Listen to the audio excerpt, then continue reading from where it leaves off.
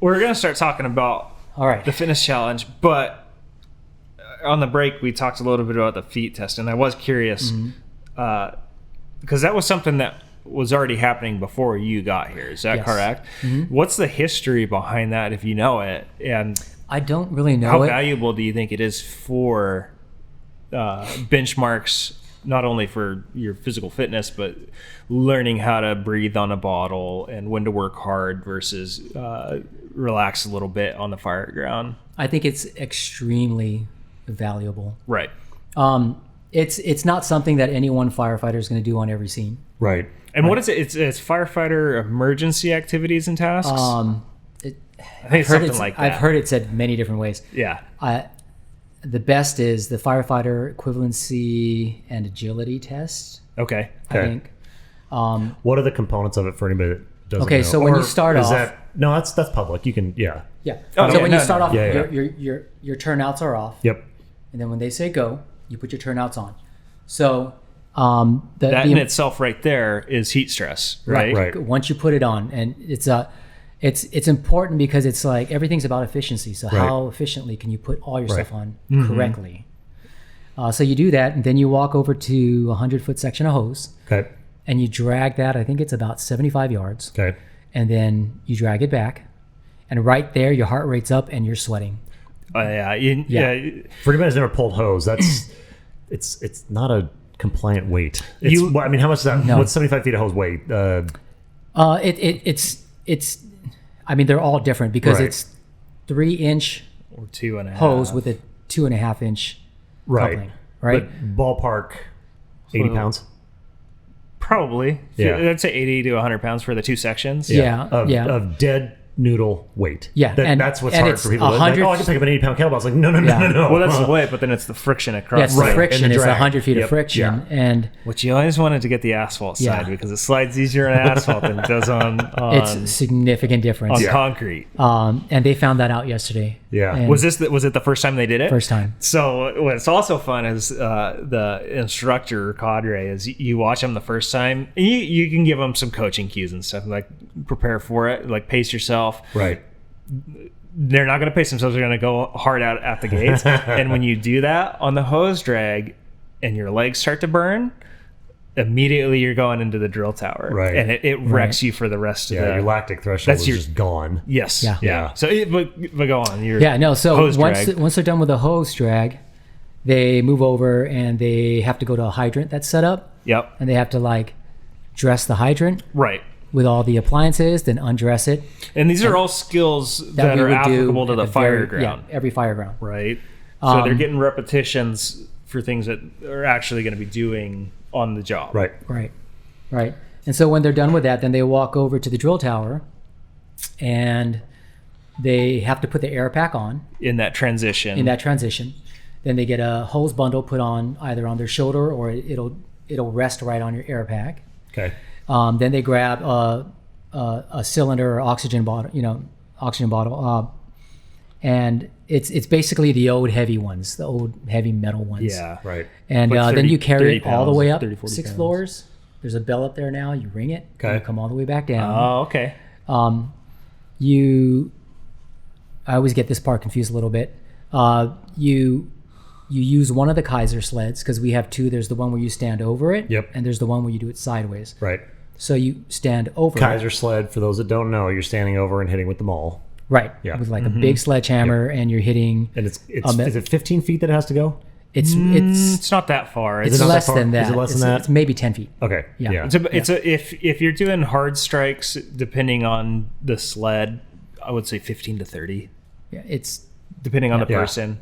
Okay. So you do one of those, and it's whichever one's available when you come down. You do that. Could be side, could be on top. And then you go back up to the second floor, and there's a maze that you go through. And the maze is it's set up a certain way. There's no light. It could be smoked out depending on how far along you are in the academy, and they change it around on the inside. So sometimes can't you're just going memorize the course underneath this the bottom side of a stairwell, and it's a really small hole you got to get through, and then there's challenges like things that can get caught up on you and stuff. And then if you make it through, because not everyone makes it through, trust me, I didn't make it through my first time. then you come back down, and you do the other Kaiser sled. Yeah. And then at some point in this whole evolution, you're going to put a ladder up, 14-foot roof ladder, onto the side of the exterior rail, and you're going to go all the way up and then come back down.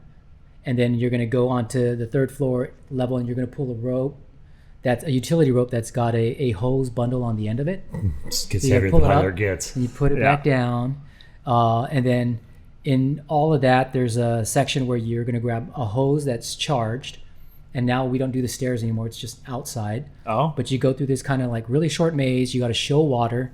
Then you got to bring it back, and you got to dress it up, set it so that it's ready for the next person and it's not tangled up.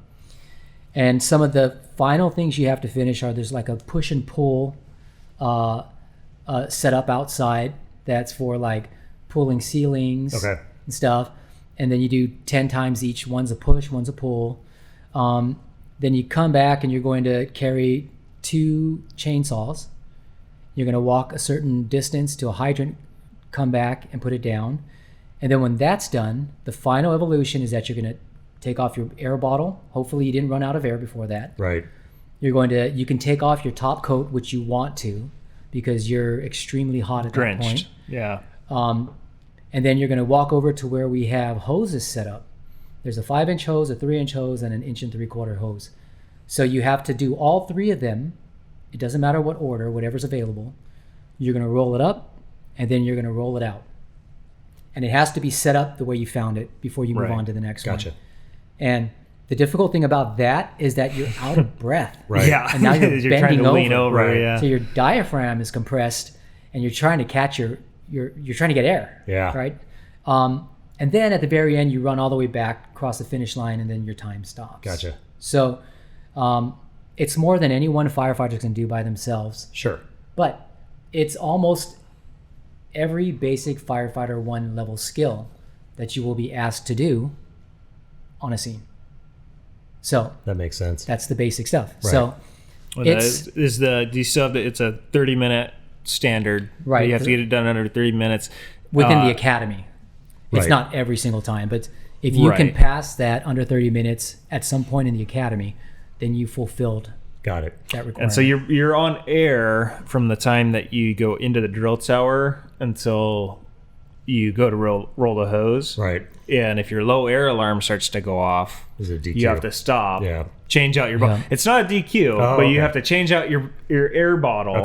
Put a fresh one in, which takes time. Then continue. Yeah, so it's not a DQ, but it kind of is. It's a penalty loop. That might as well. Yeah, so it could be. You can still do it, but where we were kind of talking to the point of that high intensity interval training, getting that heart rate variability to where you can control your breath, get yourself recovered, because you're going to use the workload that you're going to use, but can you get back down?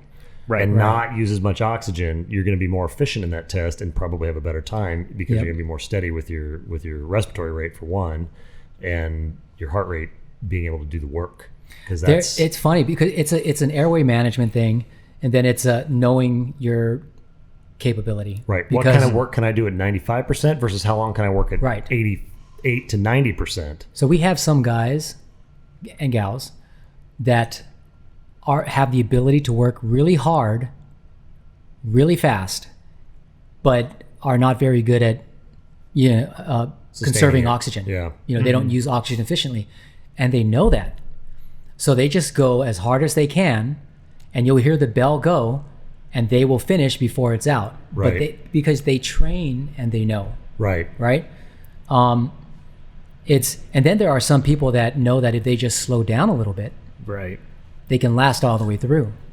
So, it's if you don't train that way, you don't know where you are. And sometimes you'll know, like one of the gals that did it yesterday, that's a current probationer. She jumped in and she wanted to work out with the new people. She was like, her bell started ringing when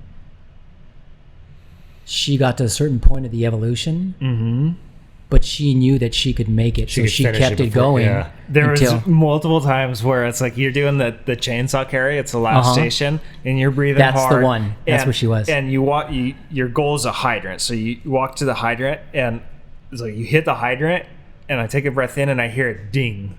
like my low air alarm starts to go off. I was like, oh no.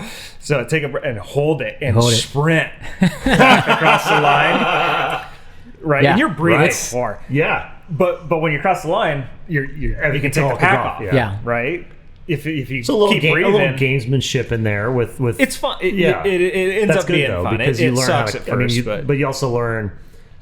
You also see progression through the Yes. academy. If you have a lot of people not being able to pass it at the beginning, about halfway through, Right. everybody's starting to complete it in the time limit. Both because especially with your academy, the way you guys we talked about this pre Paul potty break, the fitness side, they learn how to be more fit and effective with that type of task, but then also getting better at the task as well, so they're more efficient with their energy expenditure. Yep. Because that's the thing is, like, whether it's this or driving a slow is steady, steady is fast, right? The more steady you can be, the more consistent and smooth with less errors or extreme changes, you're gonna be faster because you're just much more efficient.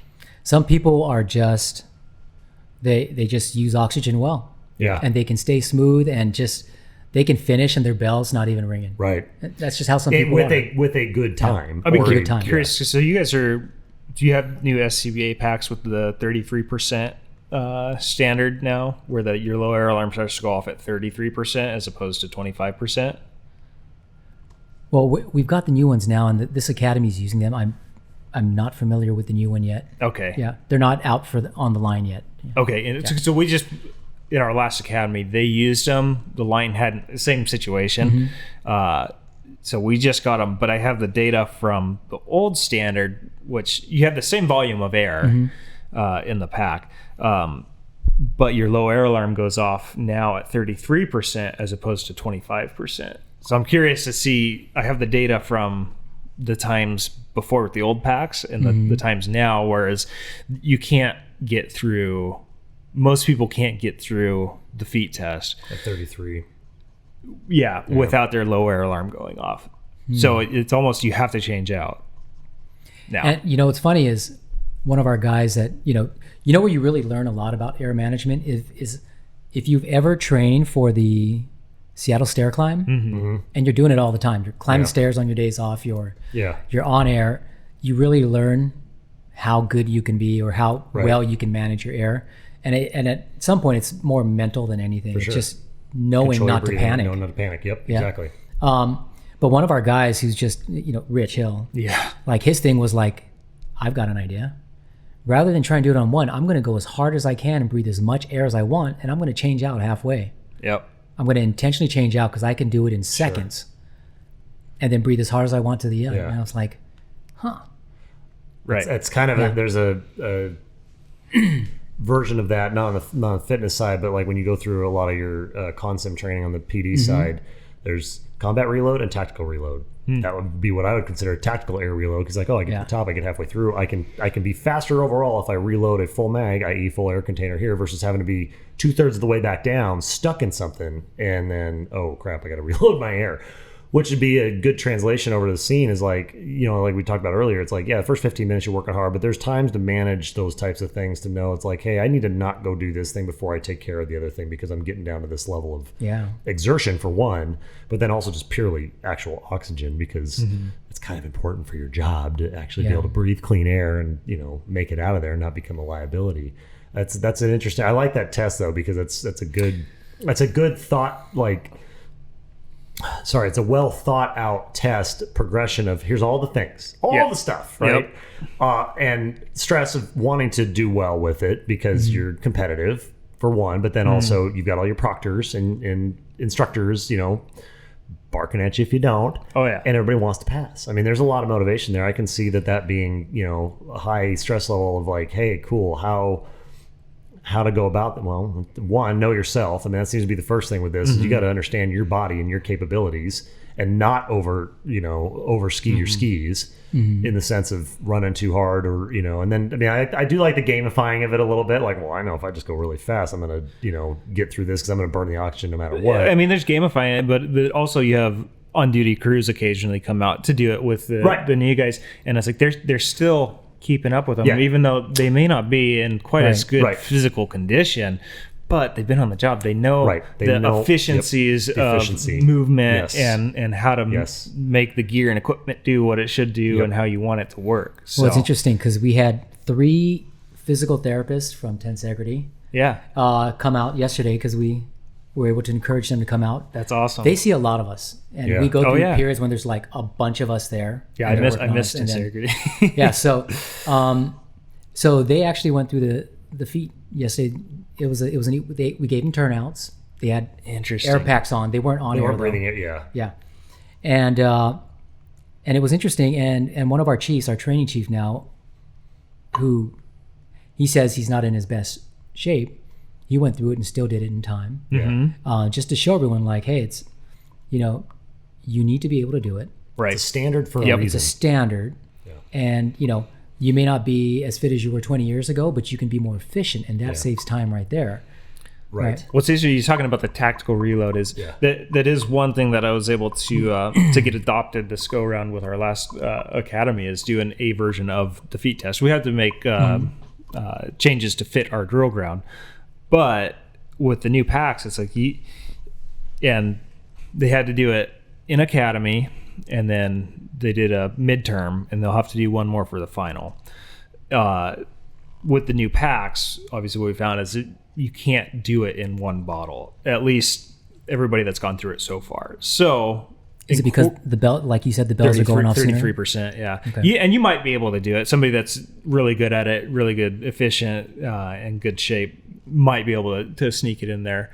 But continue to incorporate the rules of air management into it. It's like where people usually run out of air is when they're going back into the tower to do a VES on floor 2, and then they go up the stairs to the top of the tower to do the hose hoist.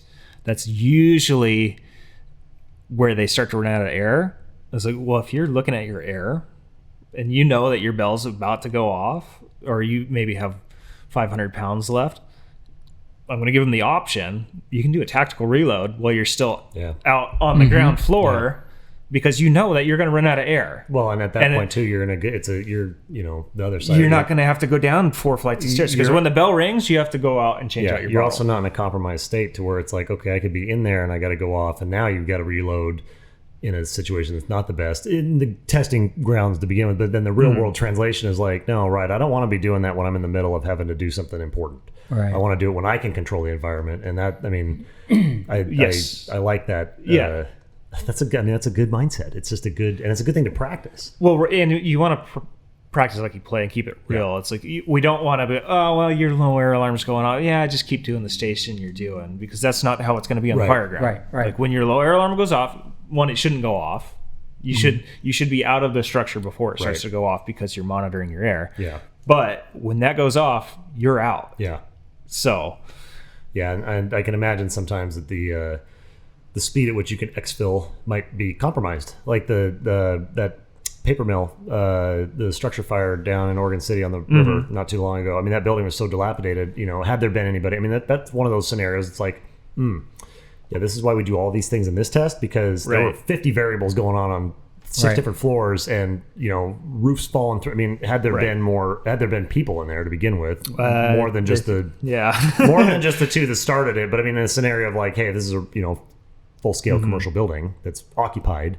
Yeah, you're gonna need to have that skill set of like, okay, I got to get myself to where I don't become another liability to the situation. I might be more equipped, but then now I'm a burden on everybody else. And I don't know. I really like that. I like the concept of that test. Yeah, and it's an interesting translator too, because it's gonna expose what you're good at, and it's gonna expose what you need to work on. And to the point of, you got your 30-year guy who can go in there and be efficient enough to pass a test. It's a standard.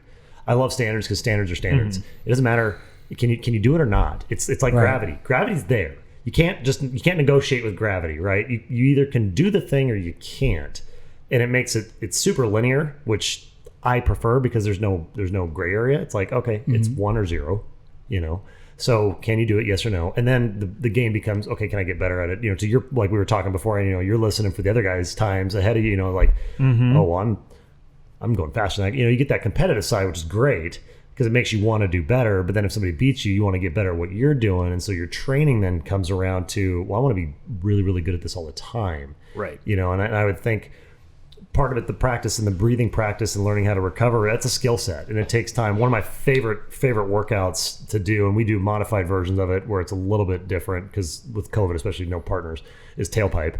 And hey, we're gonna go 250 on the ski erg, and then you're gonna front rack hold for the amount of time it took you to do that 250. Right. Oh. And when you do it with a partner, it's awesome because you get some big monster like Ryan to be a partner with. He'll crash through that 250. I only got to hold for like 35 seconds. It's like, this is awesome. But then like when we're COVIDing, or you get a slower partner or whatever, it might be like, okay, you're going to do your 250 for max time, and then you're going to do a 1 minute hold. Right. And I generally opt for the ball because you can structure up with the kettlebells. You put the 55s up there, the 53s, and you can use your structure, and it's not so bad when you got the ball and it's compressing your chest and compressing your diaphragm. And hard to 250 breathe on the skier.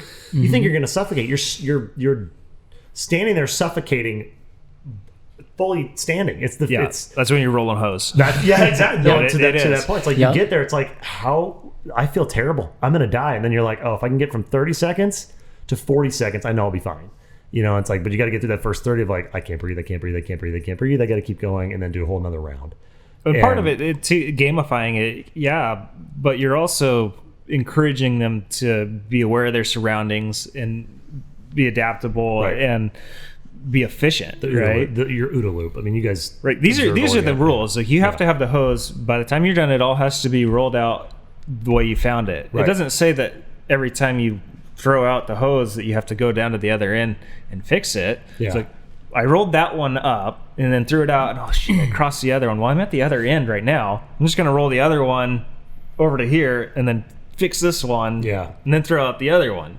So it's like just teaching them to think critically, right, under stress. I like the gamify. Yeah. Well, and that's, standards are tests can either be a positive or they can be I want to test things, one, because if you're accountable to a number, you're accountable, right? I mean, it's like if I got to hit a number, sub 7 2K, we were talking about this on the way down here. Yeah, what's the standard for 2K? Sub 7 minutes. Well, what's the difference on the rower or the skier? Nothing. Skier's harder. Go, Okay, that's the standard. Can you do it or not? And then, yes, it's a measure of fitness, but and it's, I wonder too, and this is kind of full circle to the fitness challenge, that's one of the things. Health and fitness is kind of sort of nebulous for a lot of people because most people aren't putting themselves in positions to where they're being tested, judged, and evaluated on a regular basis. Fire service, PD, first responders, military, all of those have standards, right? You're fit for duty. Okay. The civilian world, unless you're in a professional sports team where you're paid to play, there's not a lot of opportunities for a data manager or a CFO to at work have to be physically capable of doing things and hit certain standards. Mental, obviously critical thinking, things like that don't, but it's very hard for people to understand the value of testing because they see a number and they're, which unfortunately for the general public, the only variable that they've ever paid attention to that they think is a measure of their fitness is what the scale says. Yeah. And the scale is completely irrelevant to anything, to the point of your 30-year fire guy who can crush a probie because he's better at the thing and he's more functionally fit than the person who might be able to squat more than he can, or whatever and I'm making this up completely, obviously, but that's the hard thing is like the social conscience measurement of fitness is what your scale weight says. And it's like, man, I'll take a scale and toss it out. I mean, the only reason we have one where we work out is because I do have certain athletes that are football specific where the coaches are like, I need you at this weight when you show up for camp. I can't change that, but I can make that happen. I don't think it's functional necessarily, but they're like, hey, you need to be 305. You're going to be 305. The only way I can tell if you're 305 is for you to step on a scale. It's like, I don't know. Or if we have a competition where it's body weight based, right? So it's scaled. So like you'd have like a powerlifting competition where it's like, okay, I'm a wrestler, 110 kilo. Okay, that's where are you? We got to know where this is. But again, to the test, to the eval, and I really like evals. I think they can be, people can take anything and make it negative, and people get too wrapped up in the numbers where if you miss, It's like, okay, well, if you missed, you missed. It's not, Right. now if they don't pass the test, obviously they don't have the job. That's a little bit more strenuous. But if you can hit that standard to the point of like, hey, if they hit it mid-academy, you can do it. You're capable of doing it. Maybe you didn't do it today because maybe your back hurts today, or maybe you're tweaked or something happened a week ago, or the whatever. But you're capable of doing it. So when when the shit hits the fan, yeah, I've been here. I know I can do this. Now I just got to go do it. Right. And your fitness challenge is built around that of, hey, you've been to that point before, i.e. you were in the academy.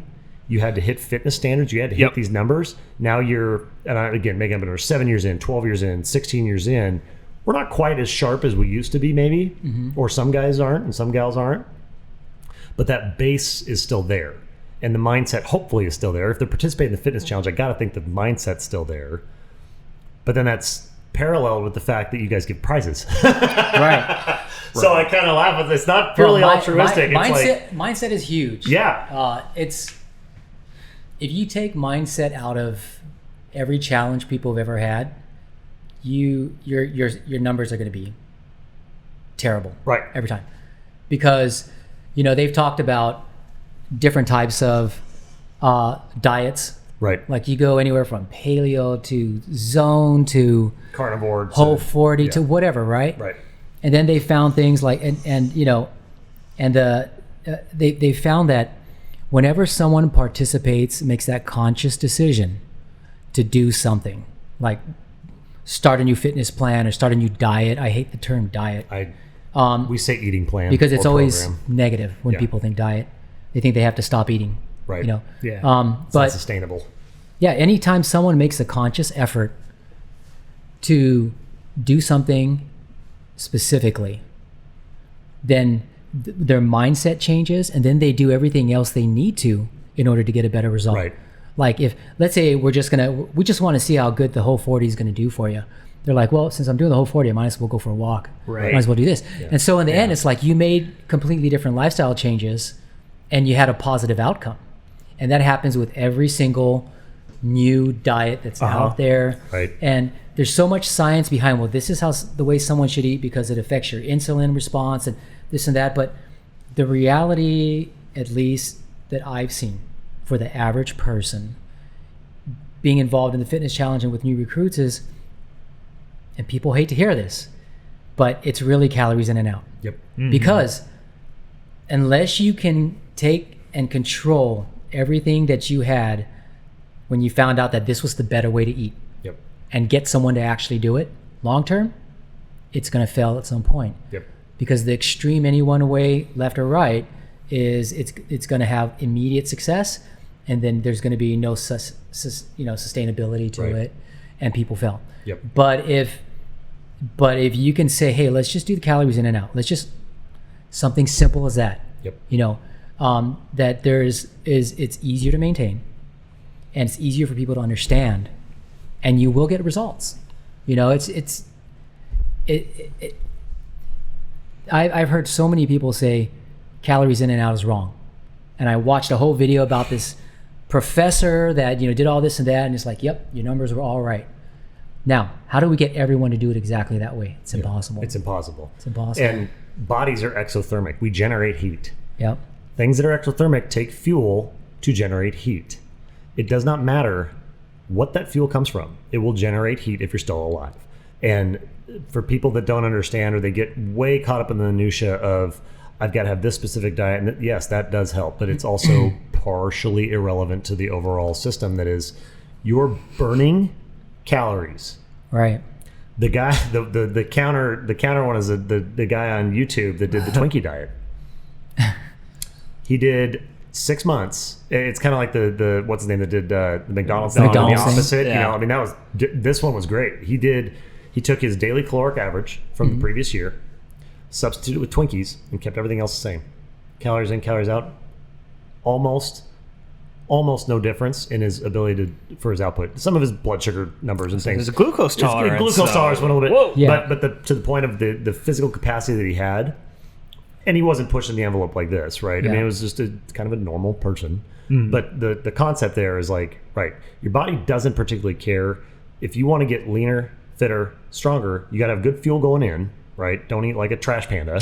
I was about to say, I'm currently on the anti-trash panda diet, and it seems to be working pretty good for me. Well, and we talk about this, it's just like don't eat like an asshole. Don't eat like an asshole. I mean, most people, I would think, know what's good and what's not good for you. Well, knowing what's good and what's not good is also. Not if we're talking general population. Well, and the problem is into stuff like food deserts. Well, food also but everything, at least in our country, is just about equally accessible. Potentially, cost notwithstanding, you could procure it if it was a priority and you're capable, right? So I mean, we're not talking like hunter-gatherer phase, right? I mean, we have a plethora of options. Right. It's the value you put on the quality stuff you put in your face, but then the other side of it too is, to your point of the sustainability and all these like fad diets. It's all marketing. The reality is less calories in, more calories out. You're going to lose weight. Right. If you want to sustain weight, you need to be at a homeostatic balance. To the point of the academy folks, where they start, and we've talked about this with the body comp stuff and the fitness challenge, you're losing too much muscle. What's going on? Well, I stopped eating, but you increased your workout. So now you're in a calorie deficit, right. And you're burning muscle tissue, which means your performance on the back end is going to shit. And that's the biggest difference. Exactly. You can eat anything you want, calories in and out, but you have to really know what you're eating if you're performance based. If everything you're doing is performance based, right? And that's what we do. It is performance based because that's the job, right? And the lifestyle too. Yeah. But the general person out there who's not a firefighter or not a police officer or one of our ER or ICU nurses lifting paper that's not physically active all day long, it gets really, there's a lot of white noise. And to the game changers, everybody was in all of a sudden anti-meat, and then you got carnivore diet, and then you get that, and it all swings. If you're in it long enough, you start to see there's like these 5 to 7 year kind of swings, and it all just kind of ends up coming back around to the same thing. And but the reality is, especially in your guys' line of work, and I don't particularly, if you're able to sustain something that rationally makes sense as far as an eating program goes, do it. Whatever works for you. If you can eat 8 meals a day and do micros and macros and pre-plan all that, that's awesome. A lot of people can, and it's sustainable, and they love it. I have a weird thing with food because I don't particularly enjoy having to deal with food, and my default is to kind of not eat. So I'll go all day because I start working, and then I'm tired and I go to bed, and it's like my wife will be like, "Did you have dinner?" "No." "Well, when did you last eat?" 11. It's like 8:39. I'm tired. I want to go to bed. Well, I can definitely tell when Kayla hasn't eaten. Oh yeah. Well, and whoa. And that's the. We are not bringing anything up about wives here. Well, we love our wives. They're amazing. Positive, mine is the best ever. Yeah. She also feeds me, and that's the thing is like I'm not very good at now because of just the way work and things are going. Before, when I was needing to be, I was eating 6-7 times a day, and it wasn't an issue. But the structure, because of the time, was easier to do that. Now you get in the position of you got your fitness challenge, you got your firefighters been on the line for a while, presumptively. There's so many things to track. So many things to take care of. They probably got kids now. They've got other higher order things that they don't put their nutritional side on the priority list.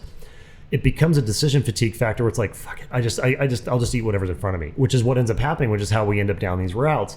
And the easiest structure, and I talk about this with your guys a bunch, and some of the other, for me, the intermittent fasting structure is great because it's simple.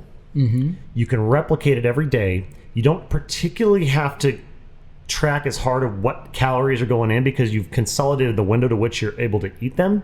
So by default, you're gonna reduce your calories if that's your goal. For me, it's the opposite. I put this kind of artificial boundary on it, and I'm like, oh, I gotta stop eating by 3 o'clock. Right, I gotta shove food in my face now because normally I'll just go and just keep going. And for me, it's kind of a backwards working of it because I don't particularly remember. I always eat breakfast like all the time, but the rest of the day, I'm like, whatever. Like, if I get to it, I do. If I don't, I don't. That's when I'm like, wow, why can't I pick up as much weight right now? Oh, right, because I've lost 6 pounds. Yeah. And it's all lean mass because I'm not fueling myself.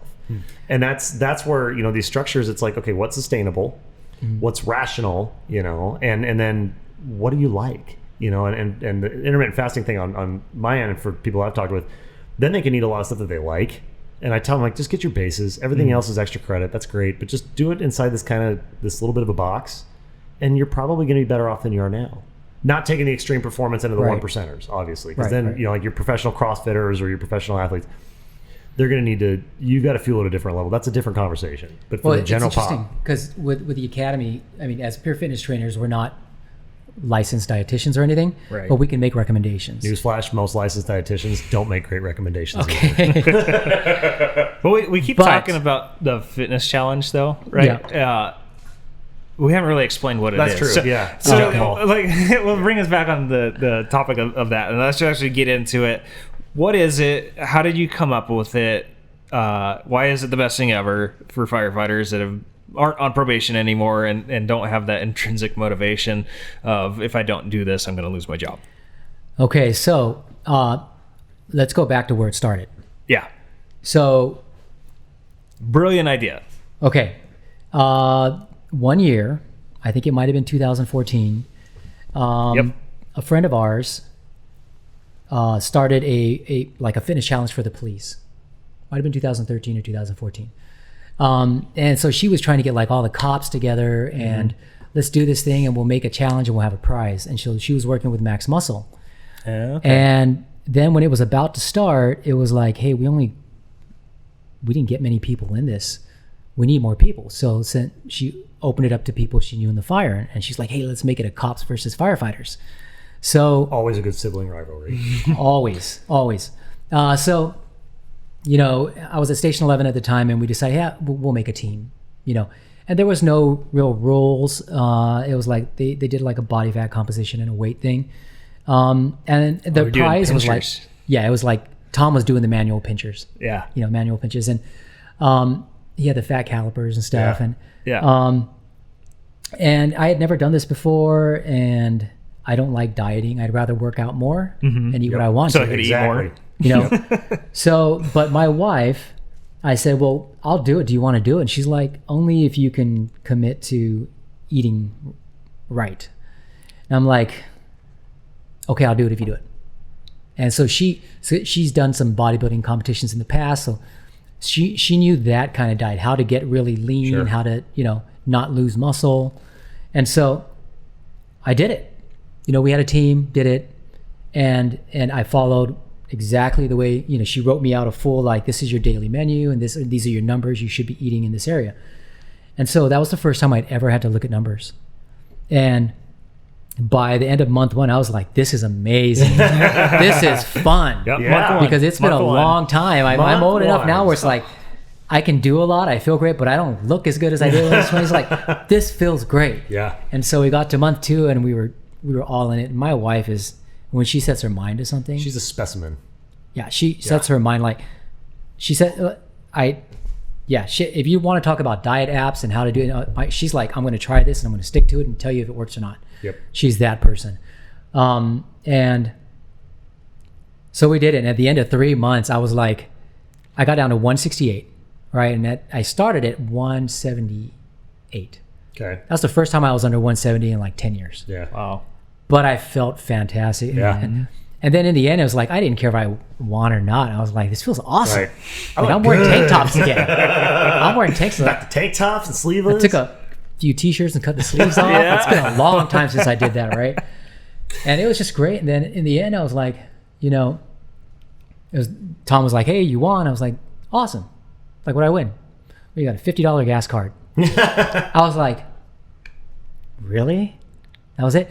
But in the end, I was like, whatever. You know, it didn't matter because it was like, that was awesome. Then I was like, how many people finished? He's like, yeah, most of the people dropped out. I'm like, what? You were winner And in by my default. mind- Winner by default. Yeah. In my Last mind, man I'm standing. like, why would anyone drop out if Right. you could feel like this? This is amazing. And I work out every day of my life. And I've just never added the nutritional component Right. to it. And now that I did it, it's like, this is awesome. And we're going into summer. You know, it looks great. Yeah. Less sleeves. And so at some point in the summer, Tina goes, you should do it next year for the fire department. Yeah. Just the fire. Because in the end, it was mostly firefighters and very few police officers. Right. And You different guys have culture. way more time to work out during your shift. I mean, it's clear. Yeah. You know, PD has to work for a living. For crying out loud. So we did it, and there wasn't like a team prize or anything. It's just like top guy, top female. And she's like, well, you should do it next year just for your department and stuff. And I was like, yeah, I think I could do that. So I was like, you know, I took a piece of paper and I wrote down, what are the things that someone needs? What are the reasons people aren't doing it? Right. Like, too expensive. I don't know what I'm doing. I don't know how to eat. And in terms of firefighters, in my mind, I was like, well, we got to assume that firefighters are not going to work out at home. Right. So that's one day every 3 days that they're going to work out. Like, that's not enough. So we got to get them a place to work out when they're not here. Right. Right. So, and we got to give them motivation, because a lot of the firefighters in the competition, they do pretty well financially and they have lives to live. So it's like, well, if I've got a lot of stuff to do at home and I got to spend all this money for food for $50, Yeah. it's like, at some point it's like tap out. Yeah. Right. So I was like, hey, so we need motivation to keep people in. Mm-hmm. So when I was like, and I had my wife's okay, so I was all in, I was like excited. I talked to Tom. We had a point system, a basic one to go with.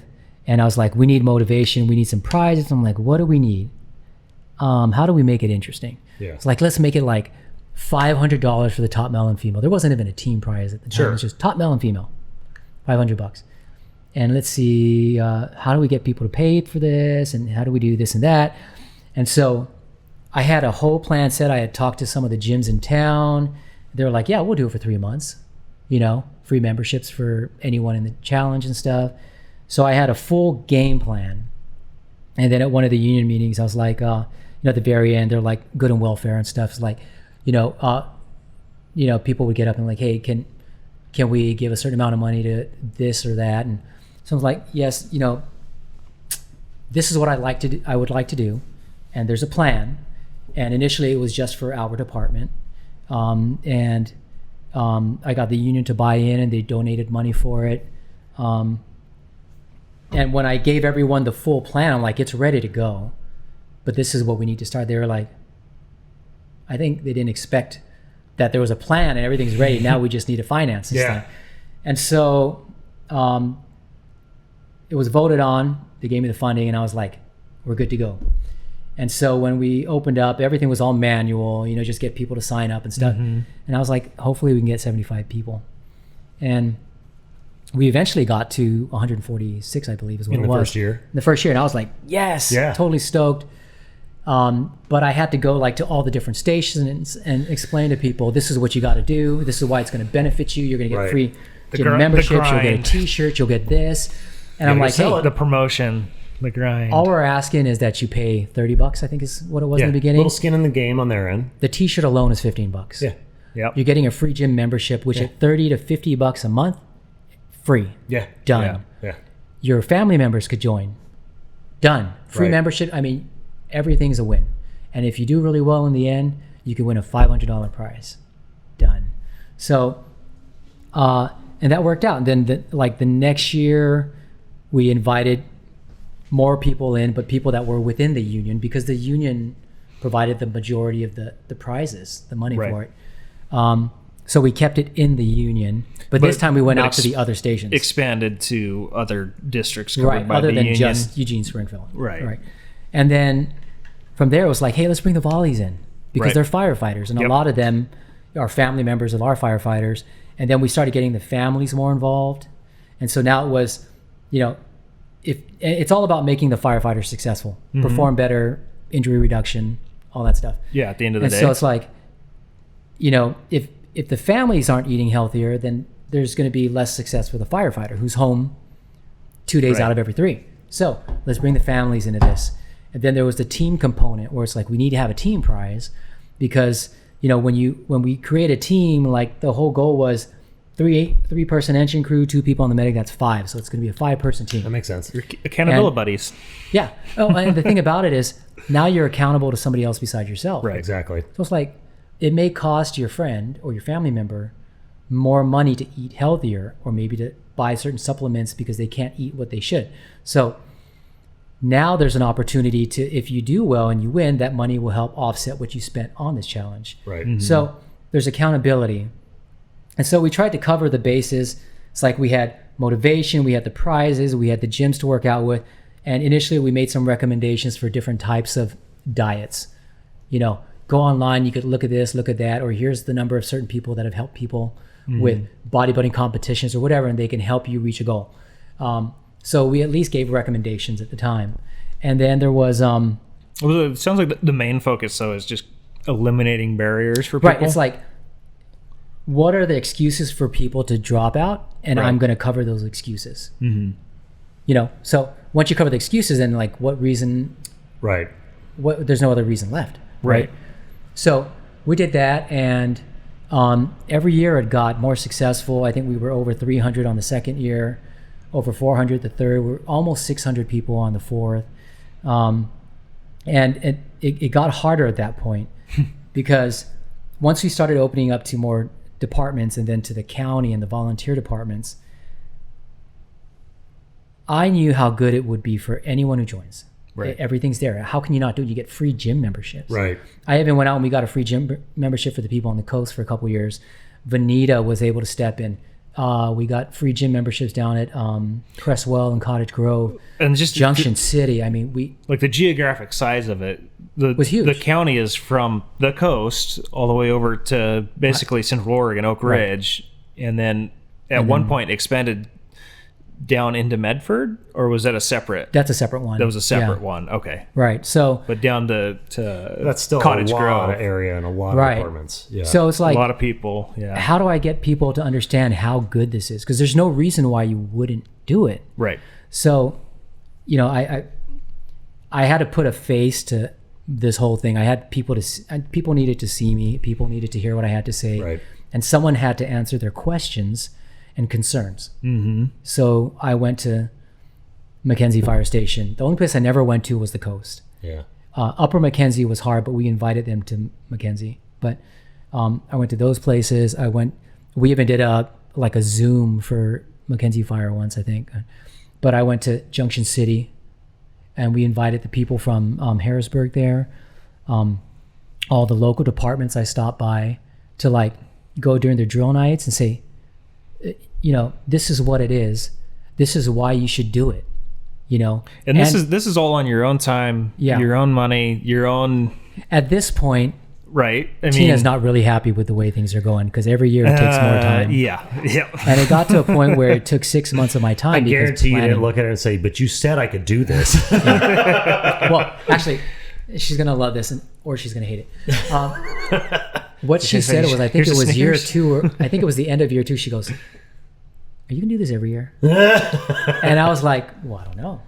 You let But the horse out of the barn. Yeah, but anyway, so it got to a point where eventually enough people did it, and there was enough success that I didn't have to go. Sell it. Someone Right. could sell it for It's me. starting to promote sell it. itself. Yeah. Yeah. Yeah. So, and it was amazing, and it seemed like, you know, I wanted everything had to be important, every single little detail. Everything I did had to improve them somehow. It had to make it better for the people doing it, and it had to be better for the businesses that were sponsoring it. Right. Because if people don't sponsor us, it doesn't get to be as great as it is.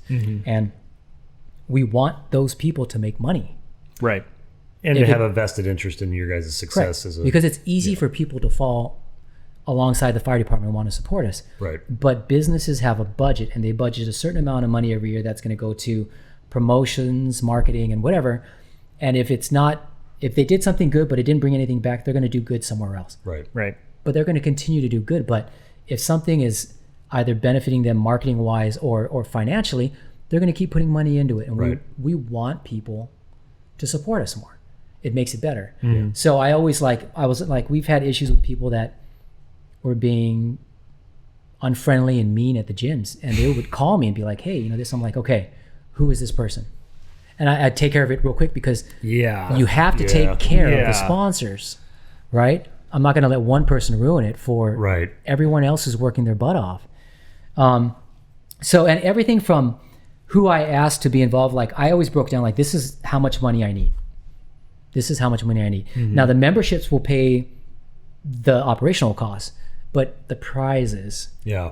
you know, it got to like where all the teams were like, the top team was making $500 each person. So it was like $2,500 for the top team, $2,000 for the second team, $1,500 for the third team, and then $500, $400, and $300 for the top male and female. Individuals. And if I had money left over in the end, I spent every cent. I was like, okay, $100 would go to the most weight lost in this category and in this age group and this. So, you know, there were always prizes. And it was like, okay, we need 10 sponsors for this. And so we do that. Yeah. So it was really neat because every sponsor I went to had something to do with either they were fire related, health related, or they owned businesses and they were family members of firefighters or something. So there was a connection there. And no one ever said no. And all I was asking was, I think you're a better salesman than me. 200. Like Jake could probably attest to it because he's one of the first people that said yes to me when I went out. And I also tried to replicate your success. Well, yeah, and then I threw Paul for a loop on that too. But yeah. So you basically funded a startup of an enterprise, which is thankfully something that's also positively beneficial for their health and well-being. Yeah. Which, slugging it out that first year and it's a good problem to have where it's like, oh, this is working because a lot more people are interested in this than I thought would be. Mm-hmm. And then the other side of it is a lot more people are interested than I thought would be. I might not have the the manpower for this quite yet. My gosh, I can't even tell you. And I know Paul's going through this right now. Is I was so passionately involved in this that I did not want anyone involved that wasn't going to have the same passion, because you treat someone poorly and they don't see the enthusiasm in you, then they don't want to invest in you. Right. And so it got to a point where it was too big for one person. And I looked at Tom. I'm like, Tom, I need you to help me with this. You Huck Finned him. Yeah. You did Huck Finn him. Yeah. And he did. He, yes, he makes money off the event, but he also spends thousands of dollars every year on the event, and he pays for one of the top prizes every year as well. Yeah. And then it got to a point where it's like, Tom, he's not doing it just for the financial incentive. Tom is vested in this thing. I mean, just passionately invested. So right. If he breaks even, it's good. If he loses a little bit, it's okay. This is something that it's near and dear to him. Yeah. Mm-hmm. And that's it's hard for people to understand if they don't understand, but the prize, the carrot, the whatever the thing is, it has to be something that's going to motivate the most number of people. And the existential side of you are healthier and feel better, and to your experience directly is like, after that, why wouldn't somebody want to keep doing this? Because most people don't. Right. Most people ebb and flow through it because they either can't adapt the lifestyle holistically, or they take one of those extreme measures to get to the end game, but it's not something that they can maintain, so they don't feel the connection to it, to where it's like, oh right, I feel better when I get up, I hurt less, I'm less cranky, the holistic kind of, even the mental fitness mindset of, now that I'm in better shape, I'm not as cranky as I used to be with my kids, because I don't feel like crap when I get up in the morning because I'm 10 pounds lighter, because I didn't, it's that cumulative mileage. We were talking about this beforehand, the kind of that, you've only got so many miles, how are you going to accumulate them? It's your choice. You've only got so much mileage on that meniscus. How are you going to waste it with jumping off the rig, randomly when you don't have to, or are you going to, preserve it? And most people don't think like that. They think just here and now, and then that's why they're so cyclical with things. And, the marketing that they're inundated with, this is the new thing that's going to fix this. This is the new thing that's going to fix that. This, and that keeps going. Whether it's equipment, the quick fix versus putting the time and effort into it. It's like, it's same with investment strategies, right? You're investing in your body with this challenge long term, but most people would rather have Bitcoin or let's take a pill for that, or I'll just go get a massage. It's like, I want the quick fix now, and to not earn the discipline. And everything you just said about how you structured that program and all the little details and all those kind of things go all the way back to you shining those damn shoes in Guam and shining the belt buckle and running and every day crisp, tight, full. That's structured into your DNA now, to where you can't run a program that isn't solid like that, because the foundation is everything, right? The hard part is, and I definitely understand. Scaling in and of itself is not just an art form, but it's a skill set, and that's why it's sometimes, businesses that could have taken off. What was the other company that didn't make it besides that started when Amazon did? Well, nobody knows, because they didn't make it, right? And Bezos, he was able to scale, but he brought people in to do that better, and quite frankly, he stepped down from his lead role now because there's a guy to do it better than him. And finding that other person to help make it keep growing, whether you like Amazon or not, irrelevant. But the point is, you don't remember what the other guy was because he probably couldn't do it as well as Bezos did. Right. You know, your ability to identify that it's like, I can't keep infinitely multiplying yourself to make this happen means you got to have a team, right? And it'd be like fighting a fire with one person. Yeah, you could have all the truck and everything. You can't do it by yourself. Right. You got to have a crew. You know, it's funny. I've since stepped away from the challenge a little bit. Now I do help out with like the sponsorship part of it, like with the union. You're in the coaching role now, right? And Tom and Derek over at Maximal, so they do most of the work now, almost exclusively. And I'm so grateful because it's allowed me to pursue other things fitness related in our department and more time with my family. Yeah. But you know, you get something and every year you're doing it better because you're like, I want to make it better for them. How do I keep people more involved? How do I make it more motivating? And the work it takes to add one thing is exponential. It's just adding the one thing. And I was always like, I don't want to ask anybody else because people, they're not just doing it because of the firefighters, they're doing it because of me at some point. I'm like, I don't want you to do it for me though. But if that's what it takes and people will buy in, then I'll do it. Right. But there was one year when I was like, I didn't want to ask anyone to help other than Tom. And this one guy, you know, who had a great relationship with this one gym, I was like, hey, buddy, I wanted to meet with them to see if they would like to be involved. So we'd have a gym on the west side of Eugene. It's like, oh yeah, I know them pretty well. I'll take care of it. I'm like, okay, well, I set up a meeting date. This is the time. If you want to show up and, you know, just talk to them. And, you know, he's like, yeah, no problem. Well, I hadn't heard back from them or him. And we were like several weeks before the start of the fitness challenge. And I was like, well, crap. And then I was working on the station right across the street from it one day. And very next morning, I drove right in there and I'm like, hey, how's it going? My name is Fernando. I'm one of the people involved. Because I don't like saying I started something. Right. Because it's not about me. It's like, I'm always like, I'm one of the guys involved in this. Yeah. Right. I hate getting any of that attention because it's not about that. It's like, if people have fun, okay, I'm happy. Right. But they're like, yeah, that guy never showed up. I'm like, question. Serious? Is this the same person that has subsequently left for another department and during the interview said, I started this amazing fitness challenge and all these people lost this much weight and contacted you to get those numbers? Yes. That's unfortunate. Could be. Yeah. But anyway, so, you know, that didn't happen. So I told him, like, I am really, really sorry. Would you give me a second chance? Let me sit down with you and let me explain how everything's going. And it's hard. It's not going to cost you any money, really. Right. It's just, it may take some space up in your gym at certain times, but based on the numbers in the past, potentially, if we have 300 people could come and work out here. But that's not how it works. How long have they been in business as a gym? A year. Mm-hmm. It was a different gym and then someone took over and changed it. So anyway, and I was like, but potentially it's going to, or the truth is it's going to be maybe 5 people, maybe 10 people at the most at any given time. Yeah. But the marketing is going to be great. We're going to have you on all our posters. We'll have you on our t-shirts. I'm going to give you a banner to put up that says we support Lane County firefighters. And that comes with $250, you know, and then you letting people work out. And they were like, absolutely, sounds great. Let's do it. Wow. So, but I was so upset that as like, you know, this is so great for the people on the west side of Eugene and people who live in Veneta and Elmira. This gives them a place to go. Gives them access. Yeah. Mm-hmm. And one person just didn't see the importance of it. And I was like, okay, now that sucks. Yeah.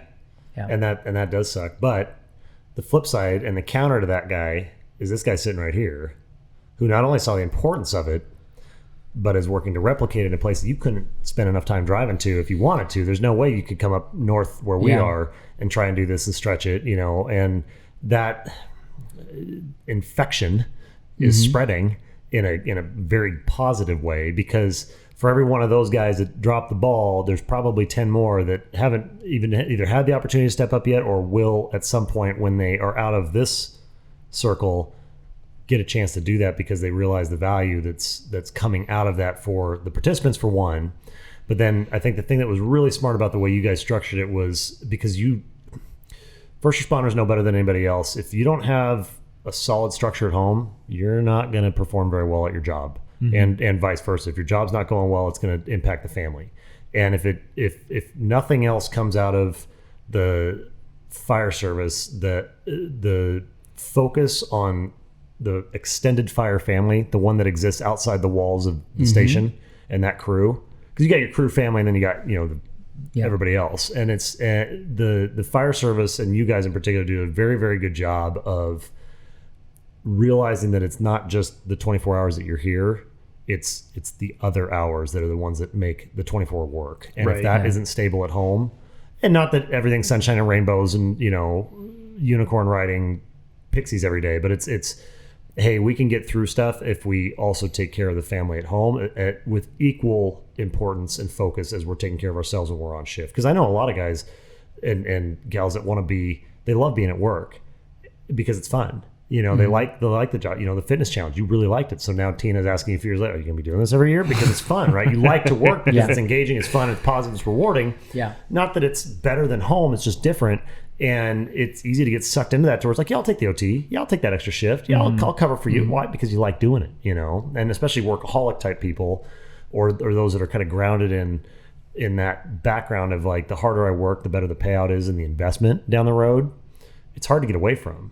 And if your house isn't in order, i.e. your domestic house, that's no good. And so the thing that I really liked, especially when Paul came in, was when we first met, it was like, hey, everybody will say yes to a firefighter, right? But would everybody say yes to a firefighter's spouse or their kids, or their extended family? And just because of my background, I know I'm like, that's arguably the more important side, is having the buy-in of the family. Because then if everybody's on the same page and working on it together, or at least a shared experience, maybe they're not doing the challenge per se, but they're at least able to go to that gym that allowed itself access. And maybe you've got 30 people on the west side, or 300 that would go to that gym. It doesn't make any difference what the number is. But if you've got that family unit, that's something that's going to be sustaining long past that $1,500 prize at the end of the challenge if they win it. Well, I'll tell you what's been interesting along those lines is that we've gone from one year where it was like teams that are only union, and then teams that are union and volunteer, and then we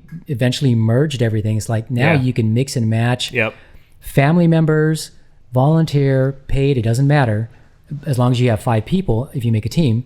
And then we had all the wives making teams. Then you had like families of 5, like, it's been really cool. And I've heard some great testimonies, which I didn't expect. I just knew people would be happier, this and that. We've had like one of our guys from the Coburg Fire Station called me after the competition one day, and I answered the phone. He goes, no, don't answer. I didn't want to talk to you. I just want to leave a message. I'm like, okay. And so you're talking about prizes, and then at the end of the challenge and the rewards. Well, yeah, he said, so his prize was this. When he started the challenge, he got his dad to do it. Right? And his dad had some medical conditions and stuff.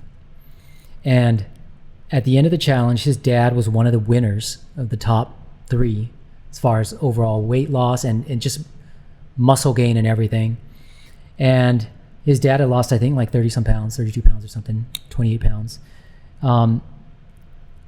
His doctor took him off some of his medications. Yeah, that's huge. He had improved everything.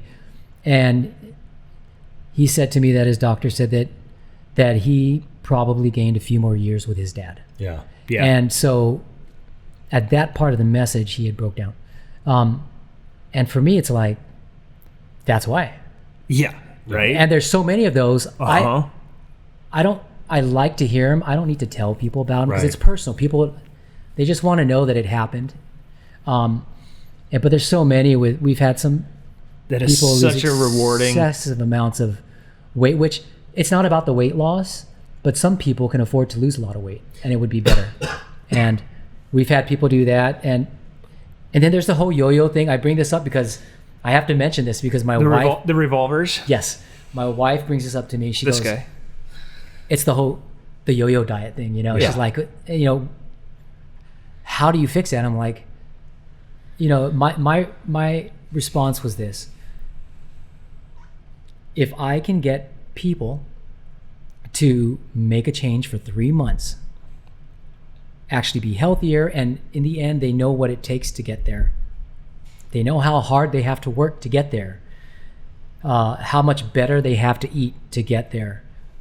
What they do with that knowledge after is up to them. Right. But for 3 months out of a year, we had them. Yeah. And that may be 3 months they never would have had. And if they don't do anything after, well, at least they left with the knowledge that they know how hard they have to work. Mm-hmm. If they want to do it or not, it's up to them. Yeah. But at that point, we made a difference. Yeah. You know what I mean? And that's Totally. the coolest thing about it. Yeah.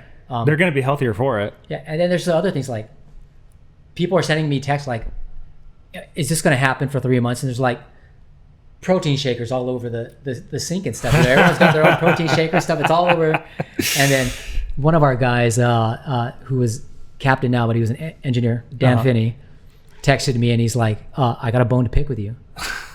I'm like, it's never good. Never a good start to a conversation. What happened? He goes, yeah, this whole fitness challenge thing you're doing, there's no ice cream in the refrigerator anymore. And that's your fault. Yep. And I was like, guilty. Yeah, you're welcome. But I didn't expect to ever hear that. And Right. And that was like maybe on year 2 or 3. And to hear someone say that, I'm like, okay, the hardest culture to change is the fire culture. Oh, yeah. If people are like, we got to be successful, and they start throwing out ice cream containers, to me, it's like success. Right. We made a change in the culture, and that's hard to do. So it's been awesome. Yeah. Yeah, that's the reason I still do it, and the most rewarding thing is when you have somebody come back and do it again the next year, and their initial scans were better the subsequent year than they were the year previous. It's like they made a change and then stuck with it, and you can see that lifestyle change that they made in their data when they come back to it, and you know that they're healthier for it. That you made an impact on them that is lasting, just like the Coburg example. It was like you're adding years to people's lives. I had an aha moment several years ago, and you see these people that do well, and once they do well, they're in it until they're not, until they're tired of it, Right. until something in life comes up and it's like it takes their focus off, and then they're and what I figured out is the only people that actually maintain a fit lifestyle long term for life are the people that absolutely enjoy it. Yes. So it's not 100%. a lifestyle to them. No. It's like my wife is like this. My wife is amazing for me because she keeps me in line. Yeah. She's like, what's the plan today? Yeah. Right. Okay, we got to do bills. We got to do this. We got to work out. We got to do this. It's a part of our lifestyle. Yeah. We can't make people enjoy it. No. We can't. No. So like the motivation is great for 3 months. And then now there's that second alarm where some people can continue on. Right. So we're making a difference in that. We're showing people what it takes to do this and to be where they want to be or maybe where they were before. And we're making a game out of it. Yes. Is it fun? Yes. Because you're doing it with other people. So it's great. But how do you make it long term? Is it really, people have to love doing it and enjoy doing it so that it's not, it's just what they do. Yeah. I'd say, I mean, that's true, but also out of those hundreds of people that you got to sign up for it, if you get a dozen of them that it clicks all of a sudden, and now they've made a lifestyle change, and they've committed themselves to a more healthy lifestyle because of the fitness challenge. Right. So I think you'll see a lot of people come back with similar scans that they had the year before, and so time to lose the holiday weight, right?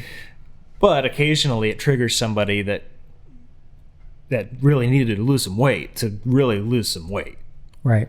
Well, and using weight as an all-encompassing term. Of yes, exactly. They say weight. I mean, case in point, your wife, by the weight numbers, the actual weight numbers, be like, oh, she's healthy as a horse. I don't know, whatever the proper term is. Sorry, Kayla, I just referenced you as a pony. But then if you looked at her blood work and realized, right, she has a cholesterol over 300. That might not necessarily be the healthiest person, right? Again, back to the scale thing of like, what's the real measurement? What are we talking about here? Well, the lifestyle changes that come with the enhancement of fitness, whether you lose a pound or you gain 10, if you're fitter at the end, you're in better shape, existentially and physically. But what is interesting is that this process, for those that don't stick with it, at least they've done it once. And they can speak from an educated perspective of, I went through this, I did this thing, it wasn't for me long term because they fall off the wagon, whatever you want to say, right? Or maybe even fire service as a whole, the job itself, it wasn't what I thought it was going to be in the end, or it's too much, I don't want to put the effort in, whatever the reason is, it's their reason. At least they've done it, and they can take an educated, experience-based approach to their next decision of either refilling the fridge full of ice cream or pizza and back on the trash panda body plan. But they've done it, right? It's not this, well, I can't do it because somebody said I have this. And no. You did it. Now you know what it takes to get to that level. Or maybe I didn't enjoy the process of getting there. Let me try to get there with a different avenue, to the extent of like a lot of the repeat people in the challenge. Some of them are out of the old school lifting background. Some of them are athletes. Some of them have never been anything but a firefighter and functionally strong or farm strong. They don't have a context of other options that might also get them the same end state, but through a different mechanism. And that's kind of the thing. It's like, I like people to like, hey, stick with it to find the thing that you do like, because at some point you're going to. At some point, you're going to find something that, 1, you feel good with, 2, you enjoy doing, and 3 is sustainable and replicable. If you're taking that kind of approach to it, you're lucky because you kind of know the stuff you like, and you've done it for a long time because you found that passion early, and you were able to weed out the stuff you didn't like or were less effective with, I guess you should say. Because there's some things that I like to do that I like doing but are not nearly as effective for my fitness, but I do enjoy doing them. Yes. And that's why people continue to do certain things. Right. They like doing it. They like doing it. Yeah. And I try not to take away people's likes and replace them with things that, if everything's just good for you, then it's irrelevant. No, you got to still do stuff that you enjoy doing.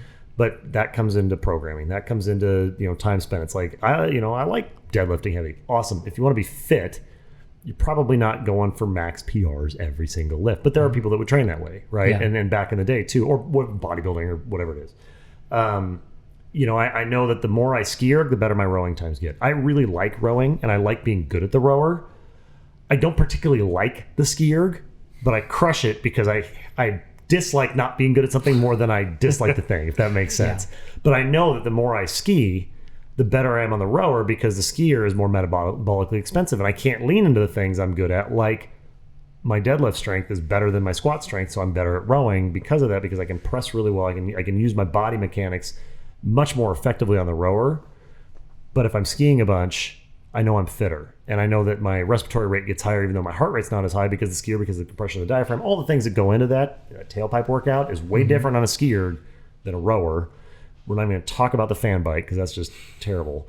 But I'll do the thing that I don't like because it makes me better at the thing I do like. And I mix it in enough that I'm disciplined with it, and I'm still proficient at it. Even though I don't enjoy it, it's good for me. If all you do is shit that's not good, or that is not enjoyable, and you'll never stick with it, right?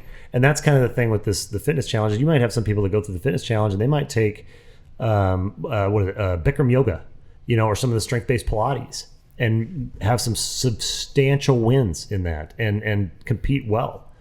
Totally different than somebody that's going to spend time slinging kettlebells. Yep. And I mean, we can make arguments for all those for different purposes and functional purposes, but finding that thing is what's important. And at least with the fitness challenge, this is a great opportunity to kind of test against the standard, right? Last year's standard, 2 years ago, 3 years ago, 4 years, if you continue to stay consistent with it, you come in relatively close to where you finished the last one, and then you change one variable. What did that valve do? Am I better? Yes. Am I worse? Yes. Okay, maybe I don't want to do that thing. Well, I like how you brought up the variable part, because there was one year we got to a certain point where people were so concerned in the beginning because we used to take off points from muscle loss. And so then people were like, well, I'm not going to be able to put on a lot of muscle, so I'm just not going to do well, so I'm not going to participate. Right. So we decided, okay, let's not take off for muscle loss. Well, add more points for muscle gain. Right? Because we want the incentive to be on growth. Strength training, eating enough protein and eating, So, and then it's like we start to see a change in things. So we're like, okay, well, let's change that a little bit. So the people that are winning are usually, the most points are the guys or the gals that can put on the most muscle. Okay. And we don't want to discourage people. So how do we change it so we get more people involved where let's say we bring up the conditioning side to have more importance. So it's almost as important as, so we brought up more points on fat loss.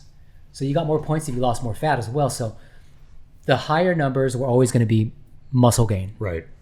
We're not going to take away from muscle loss.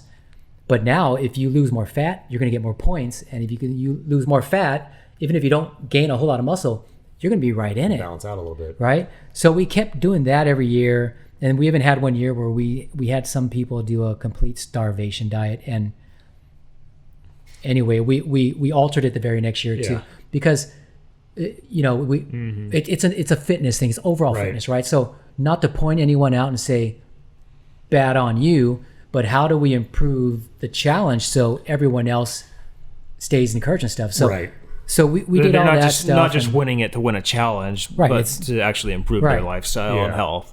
Right. Yeah, because you could make an argument that instead of measuring either of those two variables, maybe you should have measured VO2 and just only measured VO2, right? Well, great. Okay, I can play that game and get my VO2 super high, but then my deadlift's going to go to hell, right? And so it's that totality of circumstances to make the test better, which is you can't just pinpoint one. And that's the thing. That's why I hate the scale. I'm an anti-scale person, but you can't look at any one variable and say this is the successful one. The scale might not change at all. Even that same person.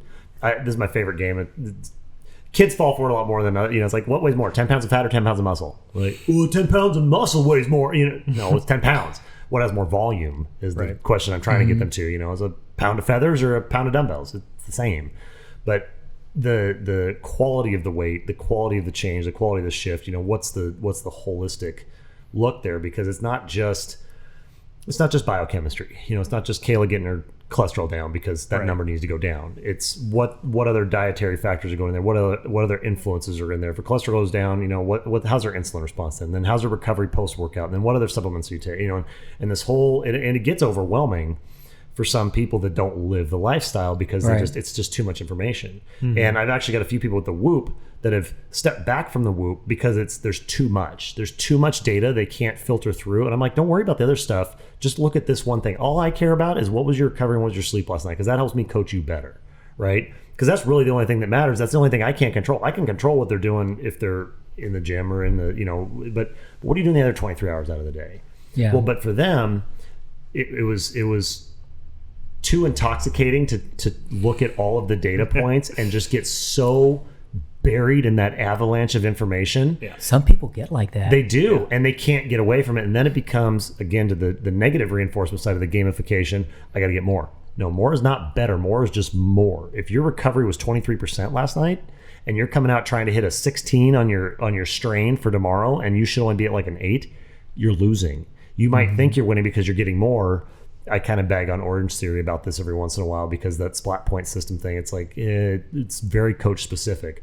But more is not better. More is just more. And being conscientious of what you're doing. So more data is not always a good thing. And for some people, it's overwhelming. It's just too much. I try to help with a lot of people's like, hey, I fully believe that every person that I've ever worked out with, like on a regular basis, you guys are both capable. Everybody could own their own gym at their home. Everybody could go find all the information out on the internet. You could become a PhD in exercise physiology if you wanted to. But do you have the time? And do you have the desire to substitute whatever time that's going to take away from something else? A lot of people just get that decision fatigue cycle to where it's like, I just don't want to think about it anymore. And so they come in, they're fully capable of doing all this stuff on their own, but they're just tired. And they spend their decisions on other higher order thinking. I don't spend any time thinking about my clothes that I wear because I wear the same thing all the time because I don't want to waste my time. I eat the same thing for breakfast for that exact same reason. Right. And it's like, I don't want to waste a critical decision on scrambled eggs versus I just eat the same thing, right? I wear the same thing. I try to save that for more important things. And it's not something I invented. There's a lot of people, Barack Obama is one of the most famous. He wore the same, everybody's like, why do you wear the same suit all the time? Steve Jobs saying that because it's one less decision I have to make when I can, of course with, the president's like, well, okay, I got to go decide if we're going to do other way higher order thinking things. And if I wasted one of my 100 decisions in the day on what tie I was going to wear, it seems ridiculous. People with fitness, it's the same thing. They start to burn out because it's just constant. Meal planning, really hard. Programming, really hard. Really hard. And if you don't have a background in it like yours or mine to where you've been doing it as part of your lifestyle forever, yeah, it looks like second nature when you just make a quick adjustment on the fly to one of your probies who's doing something wrong. Like, oh, hey, just tweak this and do that. Well, that seems really easy. How did you? Because you've had 48 years to learn it. You've done it so many times. Well, it's funny. If I'm programming for myself, it's terrible because I want to do all the stuff that I like doing. Right. Yeah. I cherry pick big time. And I like to think I'm motivated, but I'm not really a whole lot of self motivated. I like to work out with people. I don't need to. But I like showing up and someone says, this is what you do. I'm like, oh, shit, I hate that. All right, let's go. Damn it. Yeah. Cardio. Let's embrace the suck together. Embrace the suck. But then I'm doing it because I hate it. I'm not good at it. And I need to get better. Yep. My wife is totally self-motivated. Yeah. She's like, she's there. She's doing it. She's like, I don't care. I'm going to do it. Yeah. And I'm like, damn it. And so anyway. That's why you're a good pair, though, because you're the opposite ends of the battery, right? I mean, especially with her background, being in the bodybuilding spectrum, fitness, any of that kind of the figure stuff. Anything that the payout is literally purely based on aesthetics because they're not lifting anything on stage. She could have been the strongest bodybuilder up on stage. Doesn't matter. Yeah. Right. It's purely aesthetic. So there's that different kind of wiring that goes with that. Right. And I look at that in the career field too, is like, we'll get kids that come through the place all the time and they're like, I don't know. I don't want to be when I grow up. Maybe I want to go into business. I'm like, you don't want to go into the small business owner is terrible. It's a terrible idea. Go do something. Because if they're a team sport person, i.e. football, basketball, baseball, lacrosse, softball, there is nothing in the private sector that's going to even come close to that feeling of team, like police, fire, medical, or military. And I, obviously I'm biased, but it doesn't mean I'm wrong. That those are the best careers out there. And for that person, right? The intrinsic internal person, hey, I don't need people to go do my thing. That might not be the best thing for them because everything is so team oriented. You don't have total control. Right. You have your job, you have your part of it. Maybe you can do that thing better than that guy, but together we can do the whole thing better than if any of us were individuals. And that's on the fitness side, the COVID lockdowns and everything, everybody that was all over the internet, like, this is the death of gyms and the death of group training and da-da-da. I'm like, y'all are idiots. You have no idea what you're talking about because, yes, for those people that like to work out by themselves at home, they're living their best life. Nothing's changed. Nothing's changed. The rest of us are having to go slog it out at home because we couldn't go to a gym. Are miserable and can't wait to go back to our people because we're better when we're with our people. My wife and I, we started building our gym years ago. Yeah. Probably, we actually started doing it when we first started doing like CrossFit and stuff in 2010. Yeah. I think that's when we started. And we started off with, a rower. And we had some wall balls, and then we got jump ropes, and so now we have a really nice gym at home. Yeah. And stuff is 10 years old to new, and we've been doing this. So when this whole COVID everything hit, it's like we had everything we needed. You're fitness preppers. Yeah. So fitness preppers, I love it. I love it. Sitting on a gold mine. Yeah, sitting on a gold mine. Right. Yeah. We joked around. It's like, you know what? We should get on Craigslist. We could sell everything right now and buy a whole new gym in 6 months. Yes, we could. When everything. Yeah. So, but anyway. No, it's important to us.